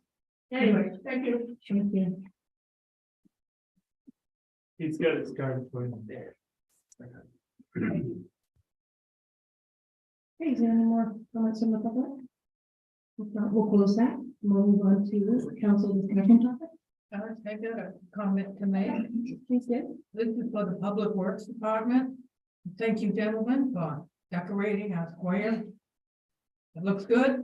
I've seen them out there with the, the bucket, Yeah. the bucket truck. And so just want to say, it looks good. Thank you. Good job.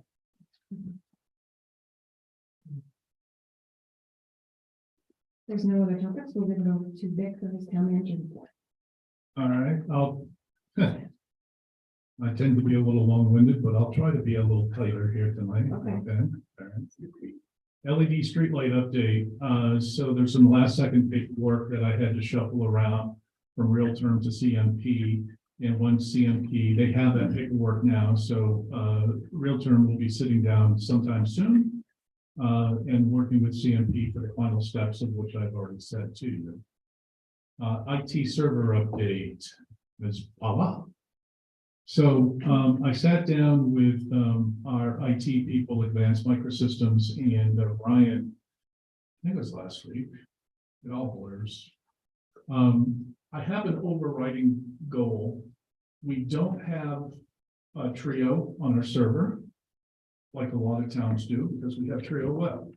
We now don't have Mail on our server. And I can speak for one, MS365 Mail has been a wonderful thing for me. Because I wasn't getting my work email at home at night or the weekends. Now I'm getting it and I'm responding and communicating when I have to. And so it's a good thing. The goal would be to get rid of our server altogether. And as a part of that, we'll be deepening our relationship with 365. And we'll be setting up 365 has something that's called SharePoint. which is like a server in the cloud. And eventually you guys will have access to that server in the cloud. And us core people here will have a slightly more advanced plan that gives us Microsoft Office as a part of that with continual updates. And then some folks will be just left at the mail version. I'm in the process of figuring out who's going to be at what level of service. And I'm waiting now for a proposal from Advanced Microsystems to do that next step transition. It's very costly for us to keep our server. And it's my goal, hellbent, to save money in IT. And I think with each chapter, we get a little bit closer. So stay tuned, more coming soon. Landfill cell plan, I had hoped to tell you tonight that I did have the plan. I don't have the plan. It's supposed to be coming any day now. We're supposed to have it last week. So next month. Fire station, public works phones, I'll give you guys just a bumper sticker. So since September, I've been dealing with phone issues in the building next door. It's gotten to the point where basically I'm dumping First Light phones in that building, and Spectrum is coming out this Thursday to run a new wire. I've had somebody do some wiring on the inside of the building, and at the end of the day, the good news is we're going to go from 4 First Light phone lines down to 2 Spectrum phone lines. And once this is completed, and assuming all good things, I'll report that out. But it's a big deal for the building next door. And I want to do everything I can to keep them happy. Holiday closings, we're going to be having our staff Christmas party on Thursday, December 22nd at noon at the Village Pizzeria. We'll close down at noon and be done for the day. We will be back Friday morning for usual Friday morning from 7:30 to 11:30. And then, of course, December 26th, the Christmas holiday will be off. And January 2nd, the New Year holiday, we will be off. Based on our workshop and some comments made at a workshop about the possibility of moving on with our realtor for 22 Pleasant Street, I reached out to Noah, the gentleman who was on the other side of the transaction that in the end fell apart for us. So he's from Bolus. And I met with Noah this morning at 22. He toured the building, took a bunch of pictures, and he will be preparing documents that I'll bring to you at your January meeting for consideration. And if you approve it, he'll be our new realtor as of January 16th. Of course, any steps taken between now and then with our current realtor would go to the head of the line in terms of transacting out. And so I'll have more. I think you're going to find that this is going to be marketed a lot more. They have a complete marketing department. The only downside I can say to you is that right now the contract we have with the current realtor is at 5% commission. This would go to 6% commission. But I think that one extra point is well worth it. So I'll bring it to you for consideration in January. RSU 16 budget schedule. If you've been reading the papers and talking to your friends and neighbors, you know that RSU 16 wants to front run their budget schedule and have the district budget meeting instead of May, have it in March, and have their budget referendum in April instead of our June election date. And the 3 towns of Minot, Poland, and Mechanic Falls, as you guys had authorized to send a letter to RSU 16 with the 3 letters from the towns and the work of the town managers and folks, the town clerks and support staff of the 3 towns. We have been trying to figure out if there is any way of salvaging the opportunity to keep it all as one election. I was heartened at the last school board meeting when there was a motion from the floor to keep it as the June meeting. And you might have seen in the paper, by a weighted vote that was taken, we lost 457 to 452 or something like that. Or 459 to 452. It's like 7 weighted points that we lost by. So that tells me one vote. If somebody that night that voted not to keep it June had voted to keep it June, this would be a done issue at this point. So So does it get all, voted again then? yeah, so what happened at that night, because nothing was accepted by the SAT 17, there I go, by the RSU 16 directors. And so they directed their subcommittee to have another, to meet and to discuss and to come up with other alternatives. The 3 town managers went and attended that meeting a few weeks ago. And the subcommittee has since reported back out by a vote of 5-0 to leave the March, April budget schedule in place. That goes to the RSU 16 board this coming Monday, December 12th for a vote. The 3 managers will be in attendance along with, as I understand it, the select people from Minot. If not all, some of the select board members from Poland. And I've been asked to invite you folks, if you would like to attend next Monday night, What time? December 12th at 6:30 p.m. to be on hand to be a part of showing your support towards keeping it as one Okay. election. What's that? Location. At the Poland Regional High School library room. So it's just through the main doors, slightly off to your right, and you'll see the library there. And so if you are willing to put that on your calendar, it would be good if members from all 3 boards were there. Matt, Danielle and I will be speaking again. And we'll see where it goes.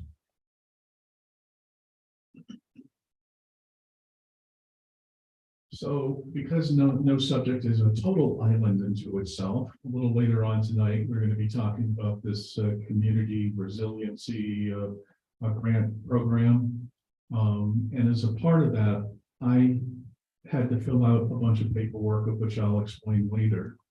But it got me thinking, Efficiency Maine currently has some grants available for, and I don't know how you folks feel about this, for EV plugs to the electrical vehicle plug stations.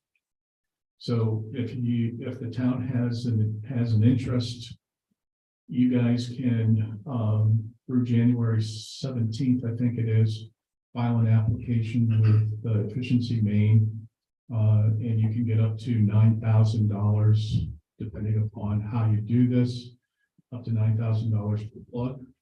As fate would have it, Real Term Energy is greatly involved in this. And if this is, I mean, you don't have to take an official vote.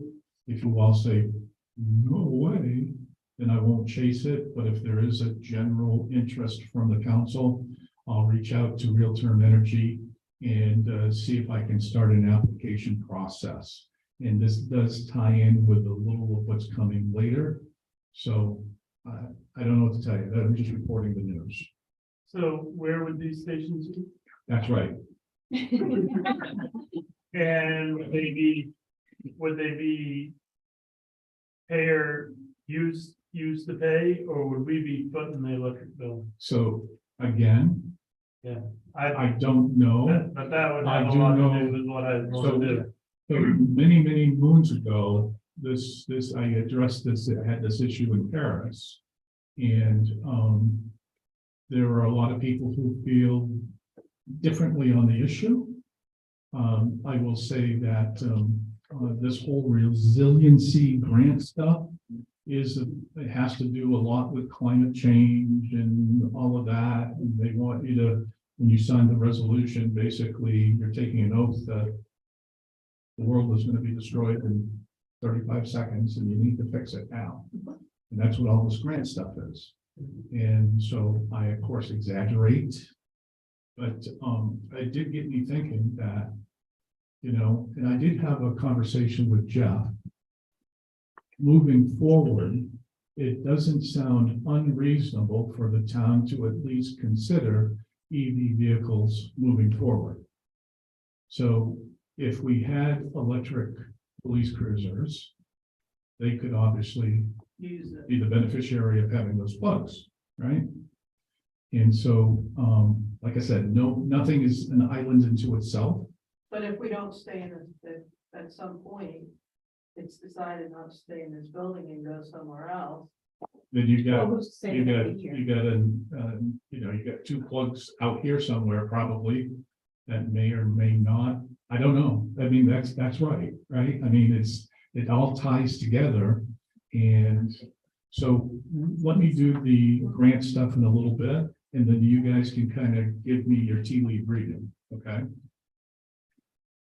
All right. That's all I got. Back to you. Okay, moving on to new business. The building apartment condemnation. Hello, thank you for that. I was already again. Here it is. Oh, good. Here it is. So, it's up to the council if you have any questions for me about this issue and how to proceed. We would greatly appreciate you Generally, reading that. generally, what's left to do now is based on all of the evidence provided to you for you to make a determination as to whether you think either the entire building at 9 North Main Street or specifically the units that were identified by the code enforcement officer constitute a dangerous building within the meaning of the statute. So a dangerous building generally is, hold on, putting my cheat sheet, is any building that appears to be unsanitary, a fire hazard, unsuitable for the use or occupancy to which it is put, or a hazard for the health or safety because of inadequate maintenance or dilapidation, or is otherwise dangerous to life or property. So generally what would be needed of you is a determination that based on the evidence provided, the building constitutes, or the apartments constitute one or more, satisfy one or more of those criteria, and then a determination of how you'd like to see those issues remedied. Generally, what happens is the town council or a select board will say that, yes, this is a dangerous building, or and then order some type of action by the property owner within a set period of time. And you also have the authority to allow the code enforcement officer or some other representative of the town to extend that time period further, where there's been substantial progress made towards performing the types of repairs that you have deemed necessary. So do we need a motion to? Have they seen the draft order? Yeah, so the draft order is a part of your packet. It's a 2-page document. And if you need like 3 or 4 minutes of silent reading, I think it's important for you to seriously read the document. So that way, because this is a draft that Cam put together for you, you can use it as is, you can augment it, you can refuse it outright, you have total discretion of options. But if you do move forward with it, I'd like for you all to have read it. Would you like? Well, I have it. Is it in the packet that you? Yeah, it's in the packet. Okay, I'm gonna go to it here. Then we'll just give you a few minutes so you can do that. I'm also capable of making any changes you'd like to it. It's, as Vic said, it's very much a draft, and it's ultimately up to you what you'd like to see in there. Okay, so basically, if you guys don't mind, I asked the question while you.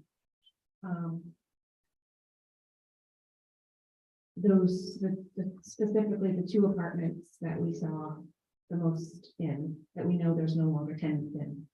We could make those uninhabitable. Yes, you have the authority to specifically limit the dangerous building determination to just those 2 units if you choose.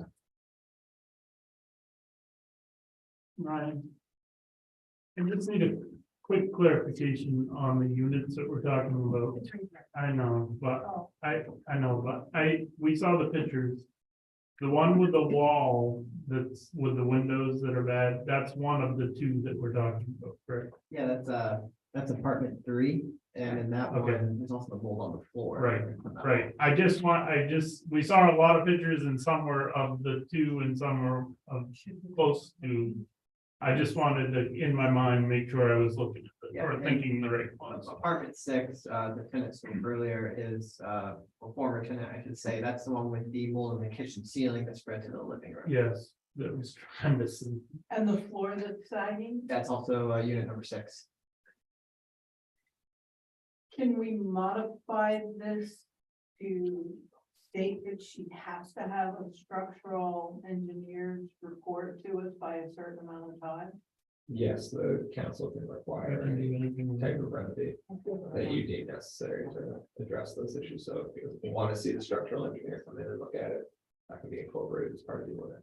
Okay, because that's not, Oh, sure. Yeah, and if I could add a clarifying point to that, to make it satisfactory to myself or you, if you want to be a part of that too, because I want to make sure the parts are addressed that need to be addressed. so you would like that to be added to this as well? Well, if you are going to add it, I just add some language about it being satisfactory to myself. Like, Code officers. Oh, absolutely. yeah, you can see what I mean there. So that's something that you guys can work out. Yeah, I can do some wordsmithing. It's actually the substance, the general substance of the order and the remedies that you'd all like to see. Also for Mr. Smith to be able to get into those other ones. That's in here. I saw that, but is the way it worded enough?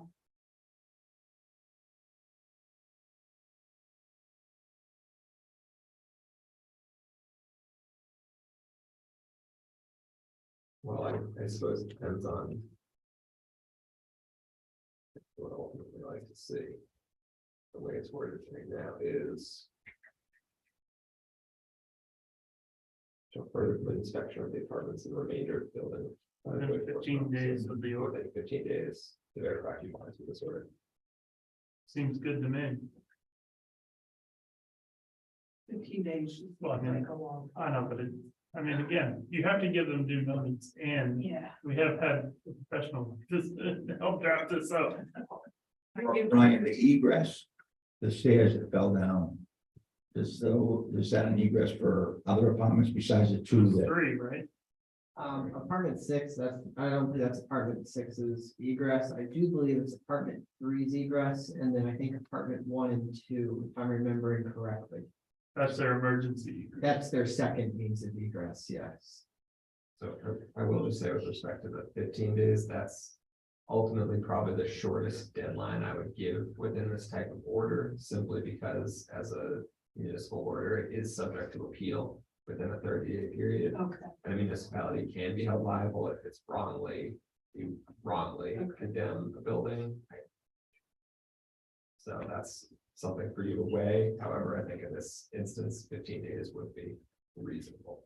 So we know based on what she said, though, that there's this loan piece that she doesn't get the loan, this is not gonna happen. So what does that mean in reference to these dates? She'd have to come back and say she needs more time, and how much time are we willing to? So the way it's structured right now is that remedy, whatever remedy you order is required to take place within 30 days. And then Ryan would have the option to extend it for a further 30 days.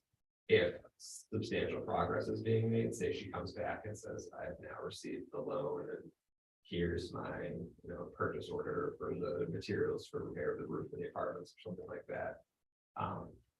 Those times can be extended, they can be shortened. Again, I'd say they should not be shortened to less than 30 days. You would feel comfortable with this, Ryan? Yeah, if I'm remembering correctly, I don't remember what the consequences if there is no structural report given to me or if there is no compliance. There is, I didn't see one, that's why. I would just ask, if we want to consider something there or not.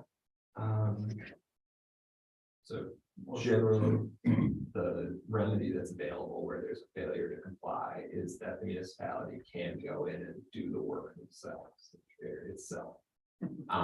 Or you can take the property owner to court to try and get a court order requiring them to do the work that's necessary.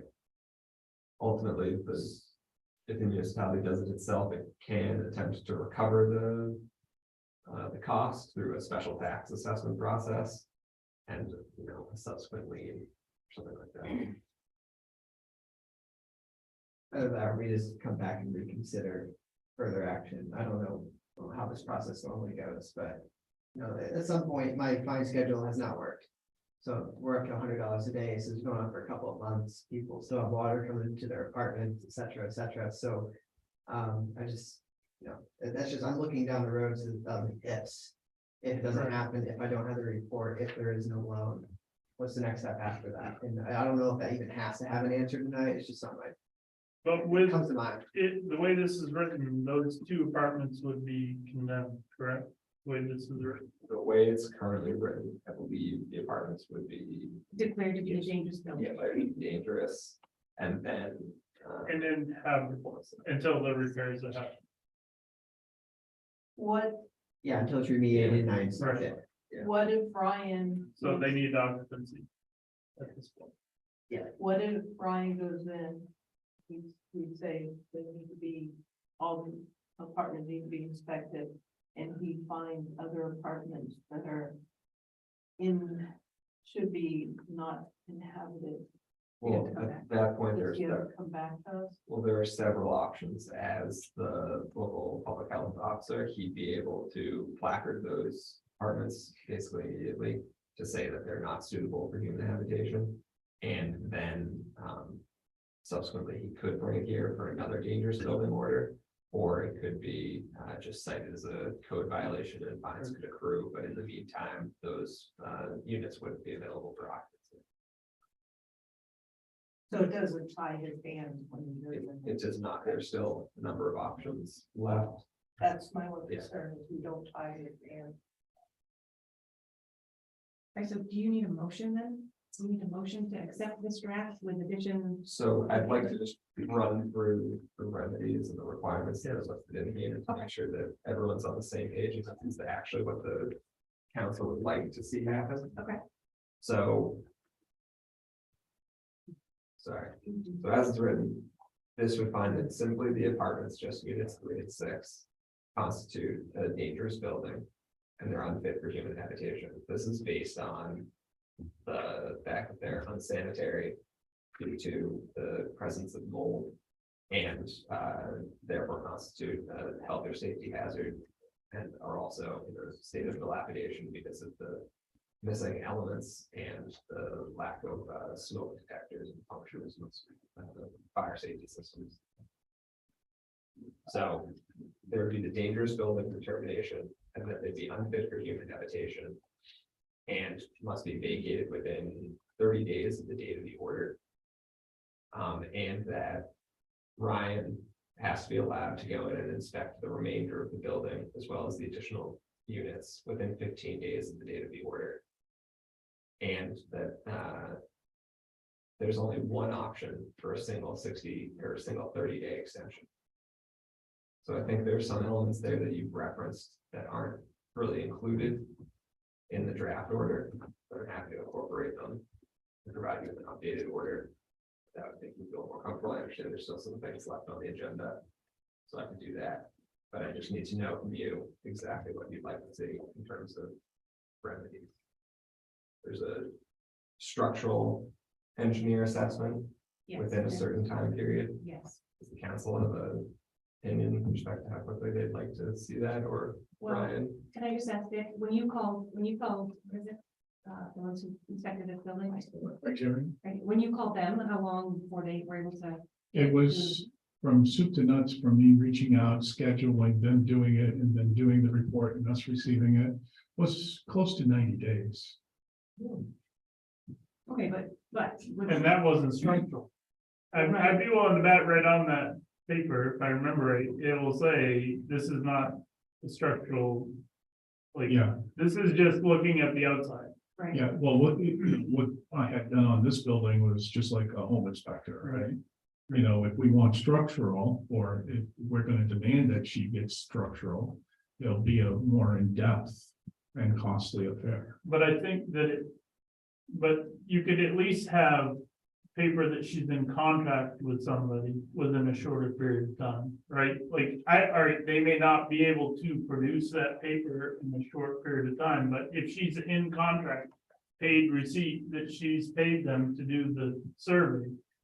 I mean, we live in a post-COVID or whatever, however you want to say it. We've gone through COVID.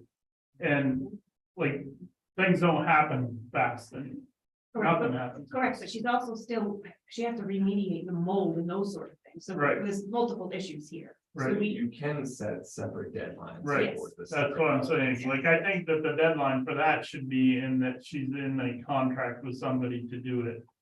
Within a certain amount of time, Yes. have that report. But she's not, realistically, there's no engineer gonna come out and give you a report with 30 days. You'd be lucky to talk to somebody in 30 days. well, but she can have a contract. That's what I'm saying. Yeah. There's a difference. I mean, she put it off for 3 months because she told you she was getting one and she had a report and then she didn't give it to you. So she's put it off and now she said she doesn't even know who she's calling. So the holder to, we need a conversation, contract. A contract. Not a conversation, but an actual Right. contract. We need to know what she's done. If I may, my opinion is based on that envelope she gave us, she was hoping that we would not require her to do that and take what that contractor said about. the Right. fixes. That he's not, But he's he's a, not a structural no, engineer. I can provide some clarity on that. You go to the second page of the timeline document, you'll see on October 24th, I called Jennifer Parsons. And she did say that I reiterated the importance of the engineer's report about the structure. And she had not contacted the structural engineer, but will that day. So that initially was in the first order when it was verbal on September 2nd, and then in the letter on September 15th. And then as of the 24th of October, told me they had not contacted anyone, then as of today also. I did stress with the contractor and with the property owner that contractor does not have those qualifications to come up with fixes. And part of this report, so we talked about the report that we got in this building versus this one. The report that I would need would have to be an assessment of the entire building and also include the fixes. So you don't just go through, and this is an issue, that is an issue. Design professional or structural engineer will also say, in order to fix this, here's what you have to do.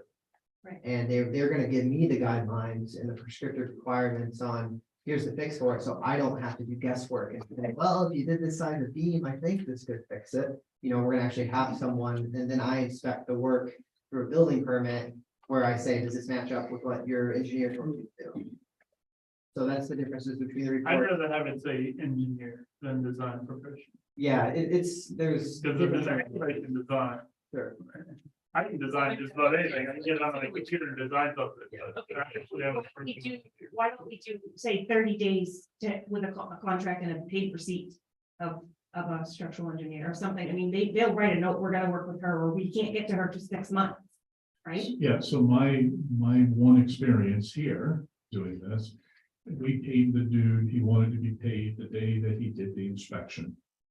And so whether she has to pay in advance before that person shows up, or that day, I'm sure. She could pay a deposit. How about I receive documentation From them that they're From- supposed to be working with her. from the engineer that there is a set date or something along those lines. Right. I would want that. Right. Well, and you can have a Yeah, working okay. conversation with them, because she could say she has one and then not follow. through. Yeah, and I would definitely need to help, well, not that they want to know what they're doing, but I would want to be a part of that in order to make sure the proper inspections made and the proper. You need to see the report. Absolutely, because And you- if that design, if that engineer comes by and only does half of it, I need to ask for the other half, so I need to make sure they do all of it. So what would you recommend for a timeline then, that she find one within 15 or 30 days? Sounds like we got perhaps two timelines to secure the contract, to secure the structural engineer contract to come out and to do it, maybe 30 days or whatever, and then the completion of the report, 90 days or something like that. I mean, she's not wrong, or the guy's not wrong. The first thing to do is stop the leak. You gotta get that water from coming in, but that's not gonna fix structural things. So she could fix the roof, right, without the engineering report. Yeah, that's the beginning of the process. Correct. So you said there could be multiple There can be timelines, yes. So we've already said, I mean, the roof is gonna be fixed, the roof and the walls. But this So is she gets separate, her loan. but this is separate. She said, and she spoke to it, that she could get through the structural engineer prior. Okay, so is it your recommendation that we do a 30-day or 15 or a 30-day for her to? I would say for something like this, that 30 days would Okay. be where I Reasonable. place it. Okay, for her to secure it, Yes. to secure And it. then I don't know what the time period would be. for Because we're also coming completion into the of Christmas season too, Right. right? So it's gonna be hard to 30 get days is, 30 days. But then you don't have to- she can go to Ryan, if they're gonna come February 1st, then she can come to Ryan for an extension. extension. She needs to be in contact with him. So as long as that's specified, that she's working on it, or she has a date, right? I mean, we can't dictate all of it, we can just set Those times. those to us. And then, so I'd say, That's it, it's it reasonable. seems to be my sense that you want 30 days for contract and 90 days for completion. Is that reasonable? We can set that, and she can come back for a extension needed. Yeah. We'll give I Ryan, mean, we'll give Ryan. it's a reasonable amount of time. I mean, Right. we want to work with her as much as possible. Absolutely. I can keep the council updated on the process too, either through my reports monthly or coming to council meetings also, which is in the local area, however that can be done. Okay, so then I guess the next question is the timeline for the apartments themselves, remediation. Those issues. Well, As, like the two that we're talking about, yeah, apartments 30. well, I would say they get no occupancy until they're remediated. Oh, absolutely. Mhm. And if I'm not mistaken, if she in fact gets this commercial loan, don't, the lenders tend to have dates as well that they expect certain things to be done because of the property that's securing it? I would say generally it would be a loan schedule or payment schedule and probably subject to some conditions. I can't say without. I mean, I certainly would say that, I mean, in thinking this through, that roof cannot continue to leak, or that building is gonna go, Collapse. right? It's just not gonna hold up to the water. So there needs to be some timeline, because if she doesn't get this loan, then we've not set a timeline, right? So she could just kind of keep pushing this down the road and accruing fines and whatever. I mean, it could just literally get out of control, which it's close to now, I would say. I hate to say this, but could she put her as a top on until she gets, would that, With the snow coming and ice and everything, that'd be a lot harder. okay, sorry. We didn't buy a very good one because it didn't last very long. Well, it doesn't last in the summer, I can tell you. In the summer heat starts very. So, But she didn't replace. so stipulation that there be no occupancy and that this happens, I mean, it needs to happen. Now. We can say 30 days, I or, think given the fact that the units are currently not occupied, that it would be reasonable to do it as an immediate no occupancy. Yeah, I think that that's My definitely. concern would only be if it were occupied. Should be of the claims and damages. The units are not occupied, there's no real economic damage to her by ordering them secured immediately. I definitely think that they need to be, Mhm. I mean, that no one should move into those people moved out for For reasons. health reasons. For good reason. So then, with respect to the deadline for final remediation, given that you're taking into consideration the roof repairs and the need to secure the loan, are we also setting that at a 90-day or do we? or would the I have council a quick see it question, early? Brian. That's because of this, it would automatically, she would need to be up to code for people to go back into these two apartments, right? That would be the way the law would write. right? Would she need a certificate for? She would need a certificate of occupancy for these two apartments, correct? Yeah, in order for me to unplacard them, Right, yes, it would have to be up to the health standards. and right. that's- So that's always gonna be a deadline for her, because she can't rent them out, but like, if she just wants to keep pushing this down the road, that's what concerns me, is that the other tenants. This will affect them if she never fixes that roof, or she just like kind of keeps kicking it down, or can't get the loan, or whatever it may be. She, you know, realistically, if she can't get the loan, she's gonna wanna get all, she's gonna see the writing on the wall and wanna rent out those other apartments as long as she can until she loses the building. Right? I mean, realistically, that's what's gonna happen. So with that said, do we need to set a deadline? I'd recommend setting a deadline for each of the elements, just so as was mentioned, you have a timeline that you can say. Specifically, this is not met. Based on this letter, it sounds like they're just waiting to hear whether we're gonna completely condemn the building or not. I would say, in my mind, like, she hasn't got the loan, nothing happened to me, we're coming into the holidays. Realistically, she's not gonna get the loan probably until the beginning of the year. Realistically, even if she's pre-approved or whatever, I've been involved in enough loans and enough building projects to know that it isn't gonna be tomorrow, like, so. I would think that. But the roof also, I mean, they stated right here that it would take 2 days. You must have a big crew, whatever, but, and I think there's gonna be some board repair too, but, regardless, I would think 30 days is not gonna happen. We're setting ourselves up to fail. I don't see it happening in 30 days, but 60 days is reasonable. But if we set a 30-day, she needs to come back and get an extension, but we need to know that there's things happening. We could also. If we want to also do another extension by my discretion, like we did earlier with some of the other items, that could be another call. That's like, you got the loan closed at 21 days in and you have somebody in your schedule and they send me something saying that you're in a schedule. I'd probably I'd modify the section of the order dealing with the extensions to just say that Ryan has. At his discretion. Right. To grant an extension up to the timeline of the original. Right, because at this point, nothing has happened, correct? Very little. I mean, the trash was removed one day, but most of it was left behind and still sitting there. I mean, we had some of the mold. I think the tenant actually scrubbed the mold off the kitchen ceiling, and again, it's hard to get all of. Well, I'm just saying, if we need to Not set a very deadline so that there could be the consequences and then the next action, right? If we don't set them, there won't be anything. So I say 30 days.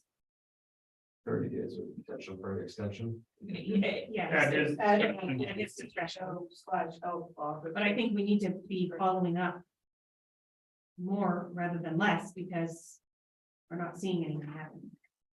But to be clear, those 2 apartments will not be able to be rented because they will be considered dangerous buildings. So those will be empty. And at any time when the loan goes through, they'll be able to go in and do all of this work. And you'll be able to re-inspect, when you get that access, you'll be able to re-inspect those other 2. To see if mold has started to grow, right? Yeah, Like, exactly. you'll have access to them at that point. Yeah, absolutely. I will. And obviously, it doesn't meet code anyways, because they don't have any parts, or, Okay, so my other question is it in here already? Sorry, I already forgot that you get to go into the other apartments. yes, Yeah, is. It is. Yeah. within 15 days. Okay. 15 days order. But Okay. it's to verify compliance with this order, so I think it should be. My sense is that the council wants it to be for a general inspection, not necessarily to verify any activity with respect to the order or Right, meeting the just- requirements. Just a general safety and Yes, health and Correct. structural integrity of the building. Right. Within 15 days, Yes. yes. Please. and also with the option for an extension. Well, do you think that there's I mean, in the next That 15 would be days, an you- inspection. My only concern is with respect to the unit occupant actually refuses access. I thought under main law, if they're given 24 hours notice. They have to allow, yes, that's under main law, then you have to drag the sheriff down if you really want to get in there, so I don't know. okay, well, say we set it for 15 and if there's resistance, then I mean, We'll take the steps that are necessary. yeah, Right. So, I mean, we have to set some boundaries here. And I think, I don't really want to give it another time. More time doesn't work. No, no more time, so no, 15 days. so then. What I'm hearing is requirement for a contract with a structural engineer within 30 days. With work to satisfaction, with a report to the satisfaction of the code enforcement officer within 90 days. Apartments 3 and 6 secured immediately against occupancy and remediated within 30 days. With the potential for an additional 30-day extension.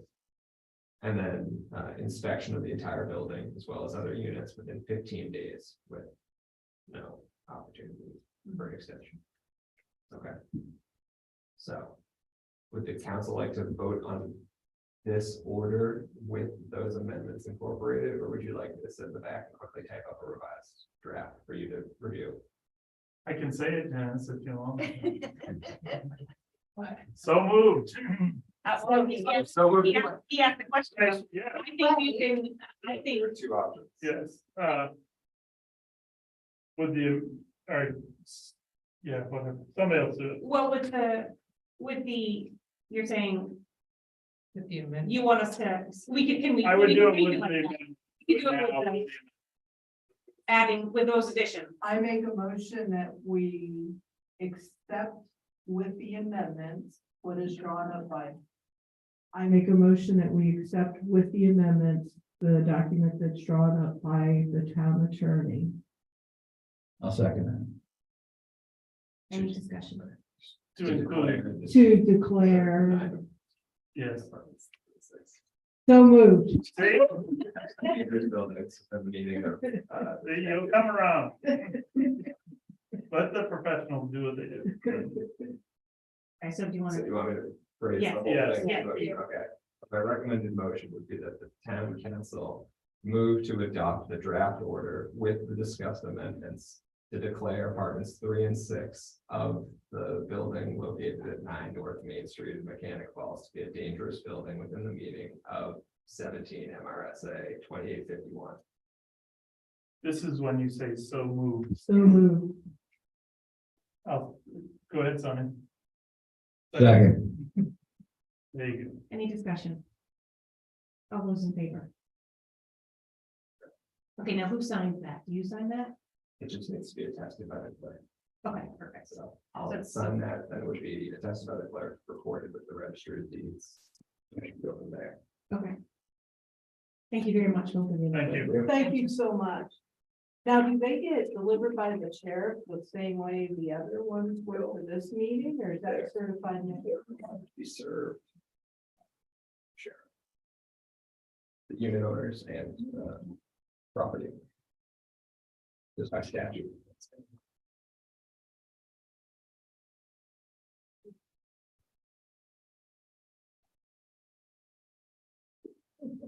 Yeah, town council, it'll be fun. Can I make just one comment?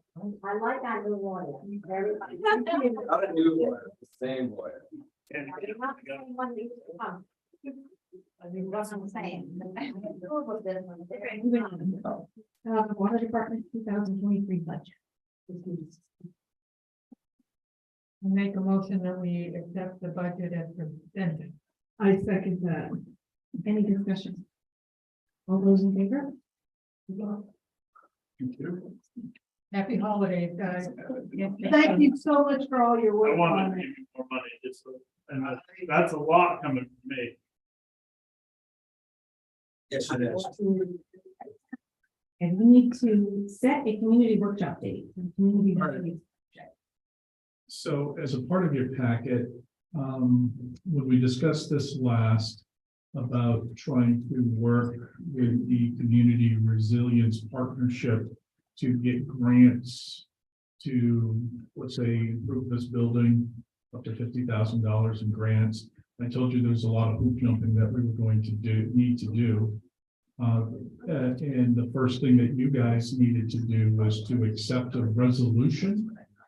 And so I took a better part of an afternoon and I kind of did the self-assessments myself. And went through all their hoop jumping. And then I roughed out the resolution that you have in front of you. And while I was roughing it out, I noticed what I circled and starred on your packet sheet there. As a part of the resolution and held, past tense, a community workshop on blank dates, which prioritize the following action areas. Now, my self-assessed for the town came up with, you're supposed to have at least 3 action items as a part of the resolution.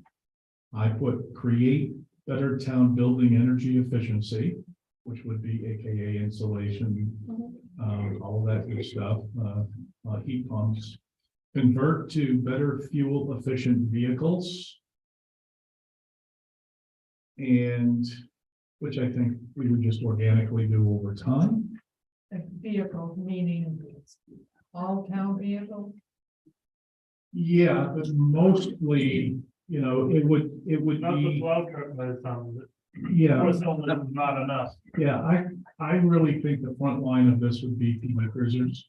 Okay, not the And- fire department or the public works. Well, where it would work, hey, I don't think I would favor for you getting something that isn't going to have enough power to do the job, right? And so for the foreseeable future, I think, Jeff has, we have a hybrid out in the parking lot, Jeff's car. And he, even though we just purchased a vehicle, he has had conversations with me about, more fuel efficiency and all of that sort of stuff.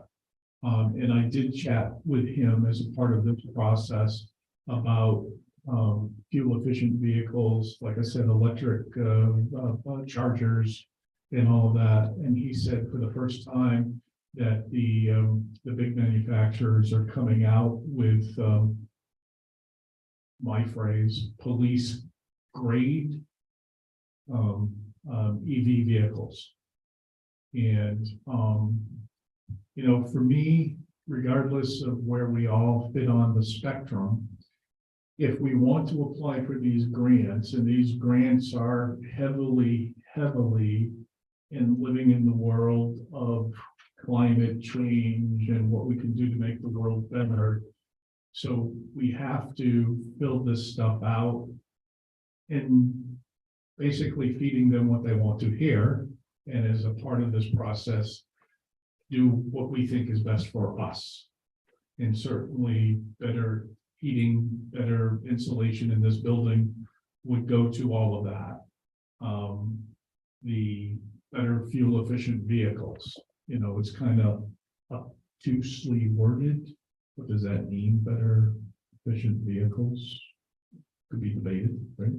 So you're talking about these 3 being discussed at our next workshop? Yeah, so we as a community need to hold a workshop in which the community can come to the workshop specifically for this and say, hey, I like what you're doing. I don't like what you're doing. I think you should consider this instead of that, and have the public to have an opportunity to have a say in the matter. And so if we do want to chase this, then in order for you to accept the resolution, this needs to have happened past tense. So somewhere in the next month or so, assuming you want to move forward with this partnership grant opportunity, then I would ask that you would schedule a workshop to do that. And then at your January meeting, vote on the resolution itself. Once we have that, then we can begin the real application, and I can reach out to the AvCog lady who can begin a process of helping us. So our January meeting, It would be, you want to go before our January meeting.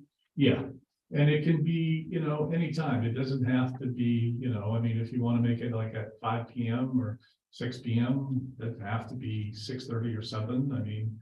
It can be whenever you want it to be, but we just have to we have to prove that we did it. We have to check that box. You have to tell the public how far in advance? Yeah, I would do standard operating procedure in terms of notification. We get it out there at least 5 days in advance. I put it on the website, we put it on Facebook. Because, you know, I do want to give the public a So fair that would mean opportunity to either take the journey with Christmas- us. That would mean either Christmas week or New Year's week. The week in between, It wouldn't, neither, well, Christmas would, well. no, you could do 5 days if you did it. Well, we're right now sitting at the 5th, so 5 days notice would bring us out to like the 13th of Right, that's not Christmas. December. And it doesn't have to be Monday night, it can be a. Yeah, I mean, it would, if you didn't want it on Christmas week, it would have to be next week, the end of next week. Yeah, I'll even I'll spitball one out there for you. So let's say you wanted to do it next Monday. Next Monday, we got the school thing. So that's at 6:30.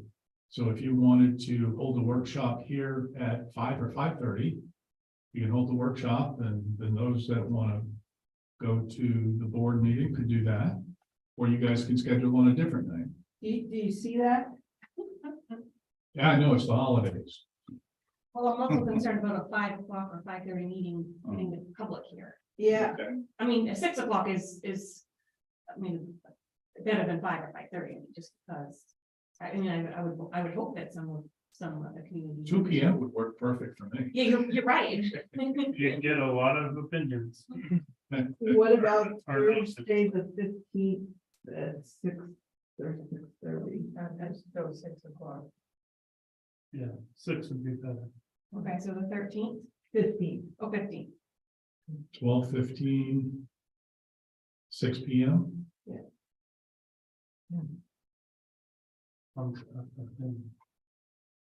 And I'll have a little bit more paperwork there. So you guys can see the questions and the answers and. And this is what we need to do to get this resolution so that we can start the application. Yeah, well, it threw me a curveball because it said with the APCOG stuff, it said, first thing council must do is approve of the resolution. Yeah. And then I go to do the resolution, get it roughed out for you, and then it says you gotta have held this. Well, It's we like, did talk about, are creating a better town building efficiency at our last workshop. Yeah, The town. and the town was invited, but does it have to be specific? Well, I think it's gotta be specific to the goals. And honestly, you guys, you may want to come up with different goals. Look, I took an afternoon and I did the best that I could. No, I think this is what we talked about with the Yeah. original stuff, and then you added these other things because they're. Yeah, there are 'cause other I- options. yeah, I needed to, right? You know. So, okay, that's perfect. 12:15, 6 PM. You guys vote? Oh, do we need to make a motion for that? Should, So moved. who knows? Second, Any discussion?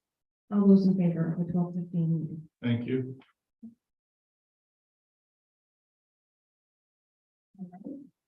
Revised website agreement? Okay, so the last time we spoke about potential website, logo, new town signs and everything, I told you that I would do some homework.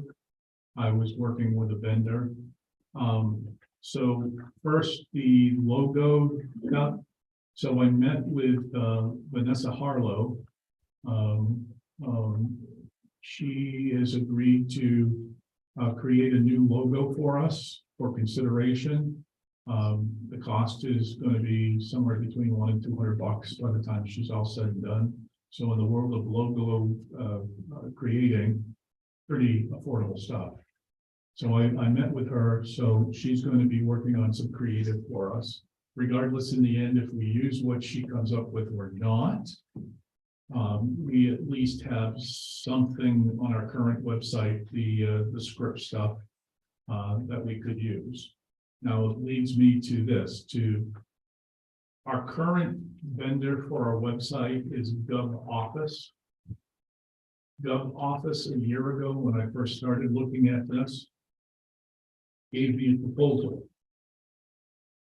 As time went on, the proposal had extra costs to it and then completely upped the prices in the spring The company has been sold to another company called Catalyst.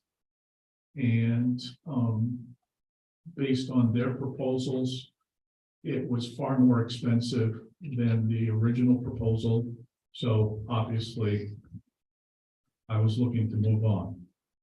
So when looking at 2 or 3 other options over time, this company Revise, and all of these companies, they do websites for different municipalities all throughout the country. There are a handful of towns and cities in the state of Maine that Revise does. I can give you a list. I'm pretty sure Saco is one, and a handful of others. And so I asked them to put together a package for me. So they're going to give us, it would be far more expensive if they had to create one from scratch. They have an option where they give you you choose of one of 5 different templates. And basically they convert your current data into the template and make it all happy and the way that you want it. So that would be $2,000 for the website development and fee. The site mapping, which is the conversion of the data, is $1,500. Then the annual 4-year annual support of it is $1,200 a year. So that's $4,800 on the contract. So it totals out as $8,300. And I did with this company as I did with GovOffice. I said, so if I'm going to use ARPA dollars and give you the full $8,300 up front, what do we get? Instead of making you wait 4 years from now to get another $1,200. I says, with GovOffice, they did a proposal for me and I asked for an extra year free. And he says, we can do that. So in here is a 5th year of service, a $1,200 value, for free. Thanks. So I've had meetings with Janice, Michelle, a couple others, going through the different templates. If any of you have an interest in taking a look-see, feel free to stop by and visit with me and I'll show you the different templates. But I am comfortable bringing this to you tonight and asking you to vote on creating our new website with Revise and using $8,300 of our ARPA money to pay for it. How much do we currently pay per year? I'm Do sorry. you know how much we currently pay per year? So for the basic support stuff, it's $11.84, something like that. It's about the same. Yeah, for the support. The new support though would be much more expensive, which is what we have now is kind of antiquated, honestly. So we're not actually paying for the site, we're just paying for the support. Yeah, well, we're right, because we have some sort of baseline thing. And what it would be is, again, so the information is only as good as what we put out, right? Correct. So right now you're looking at your webmaster. So that's why when you go on our website, you see it's pretty simple stuff. You know, I just give you the latest information, put it right here in front of your face. So you have the latest and greatest. Maybe down the road, I pawn that off to somebody who's far better at all this than I am. But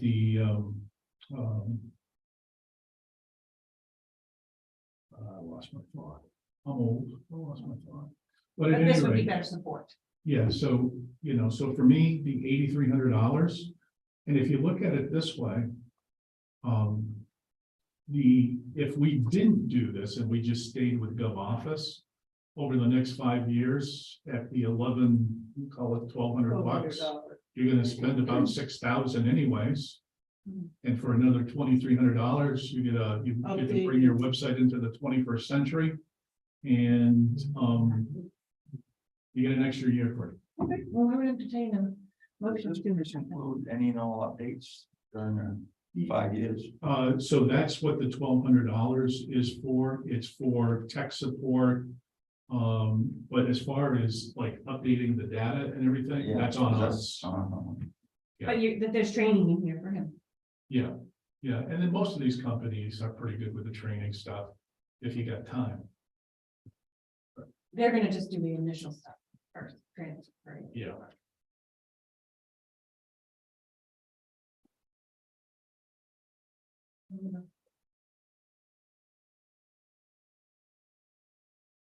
I have one more question. Sure. How much ARPA money do we have left?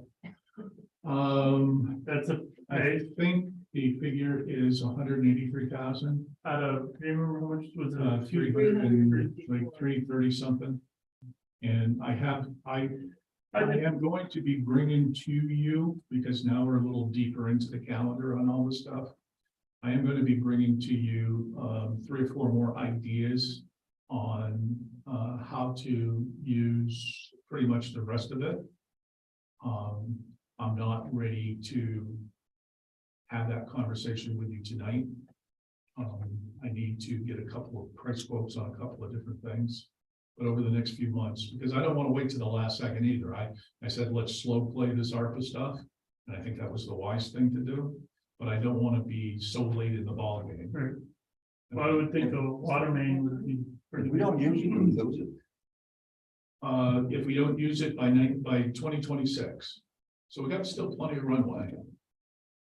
I'd like to think this time next year, we've either spent it all or most of it. Could we use some of that to replace that 200-year-old or 100-some-year-old pipe? Well. 200-year-old what? Pipe. The water pipe. Oh, Yeah, but they're not ready to start that. That's the whole project. actually, Can't probably put it in the capital fund. yeah, actually, even though they're quasi-town, I would still tend to keep the separation water. of church and state on that one. We tried. Yeah. Tell But we, Jake I kept trying. trust me, whatever you guys do with the money will be good things. Will be good things. Well, I would entertain a motion to accept this, So moved. Second, Using ARPA dollars. using ARPA dollars. As stated. As she writes it down. She knows what I'm thinking. Any We discussion? got a connection. All those in favor? Thank you. May I ask a question? Because I don't see it anywhere on here. And I saw Nick is here, but now he's gone. There is a thing in my packet, a 5-page thing that says agreement for the management of septic tank waste and holding tank waste disposal. But it's not on the agenda anywhere. I'm gonna ask you to add it in a minute or two. We still got one more. Yeah, I got one more thing, and then I got add. Okay, We're almost. you're on, you're right. And I'm gonna ask you to add it to the agenda. Well, my question is, did Nick have valuable information we needed? Do we need to call him, tell him to come back You here? might have some information, but I think the storyline is pretty much writes itself. And I'll share that in a minute or two. Nick Castle. Sanitary district, Nick. oh, He was here. He was. In fact. Give us the lowdown on the, So the the, electric one. so the overhead doors for the Public Works Department. We had a situation a few weeks ago where a door wouldn't operate at all. And so Scott called Robert Doors and Robert came out and got it going again. But it's my understanding in a conversation with Scott that John Roberts had said to Scott, hey, you know, really, you got a lot of antiquated stuff here. Only one of the bay doors, as I understand it, has an electrical eye. And the electric openers are not up to code. Only one of the bay doors currently has an eye. I'll do this proposal in front of you for all the bay doors would include all new motors, eyes with safety features, and they would also service each door while they are here. And so when Scott told me this a few weeks ago, I said, Scott, I says, why don't you give me a price quote because I think this is reasonable to use ARPA dollars with. And because the thing that I don't want to have happen is for those bay doors not to work when it's snowing and they need to get the plow trucks in or out. And it's work that needs to be done anyways. And so, again, I think it's a good use of ARPA dollars.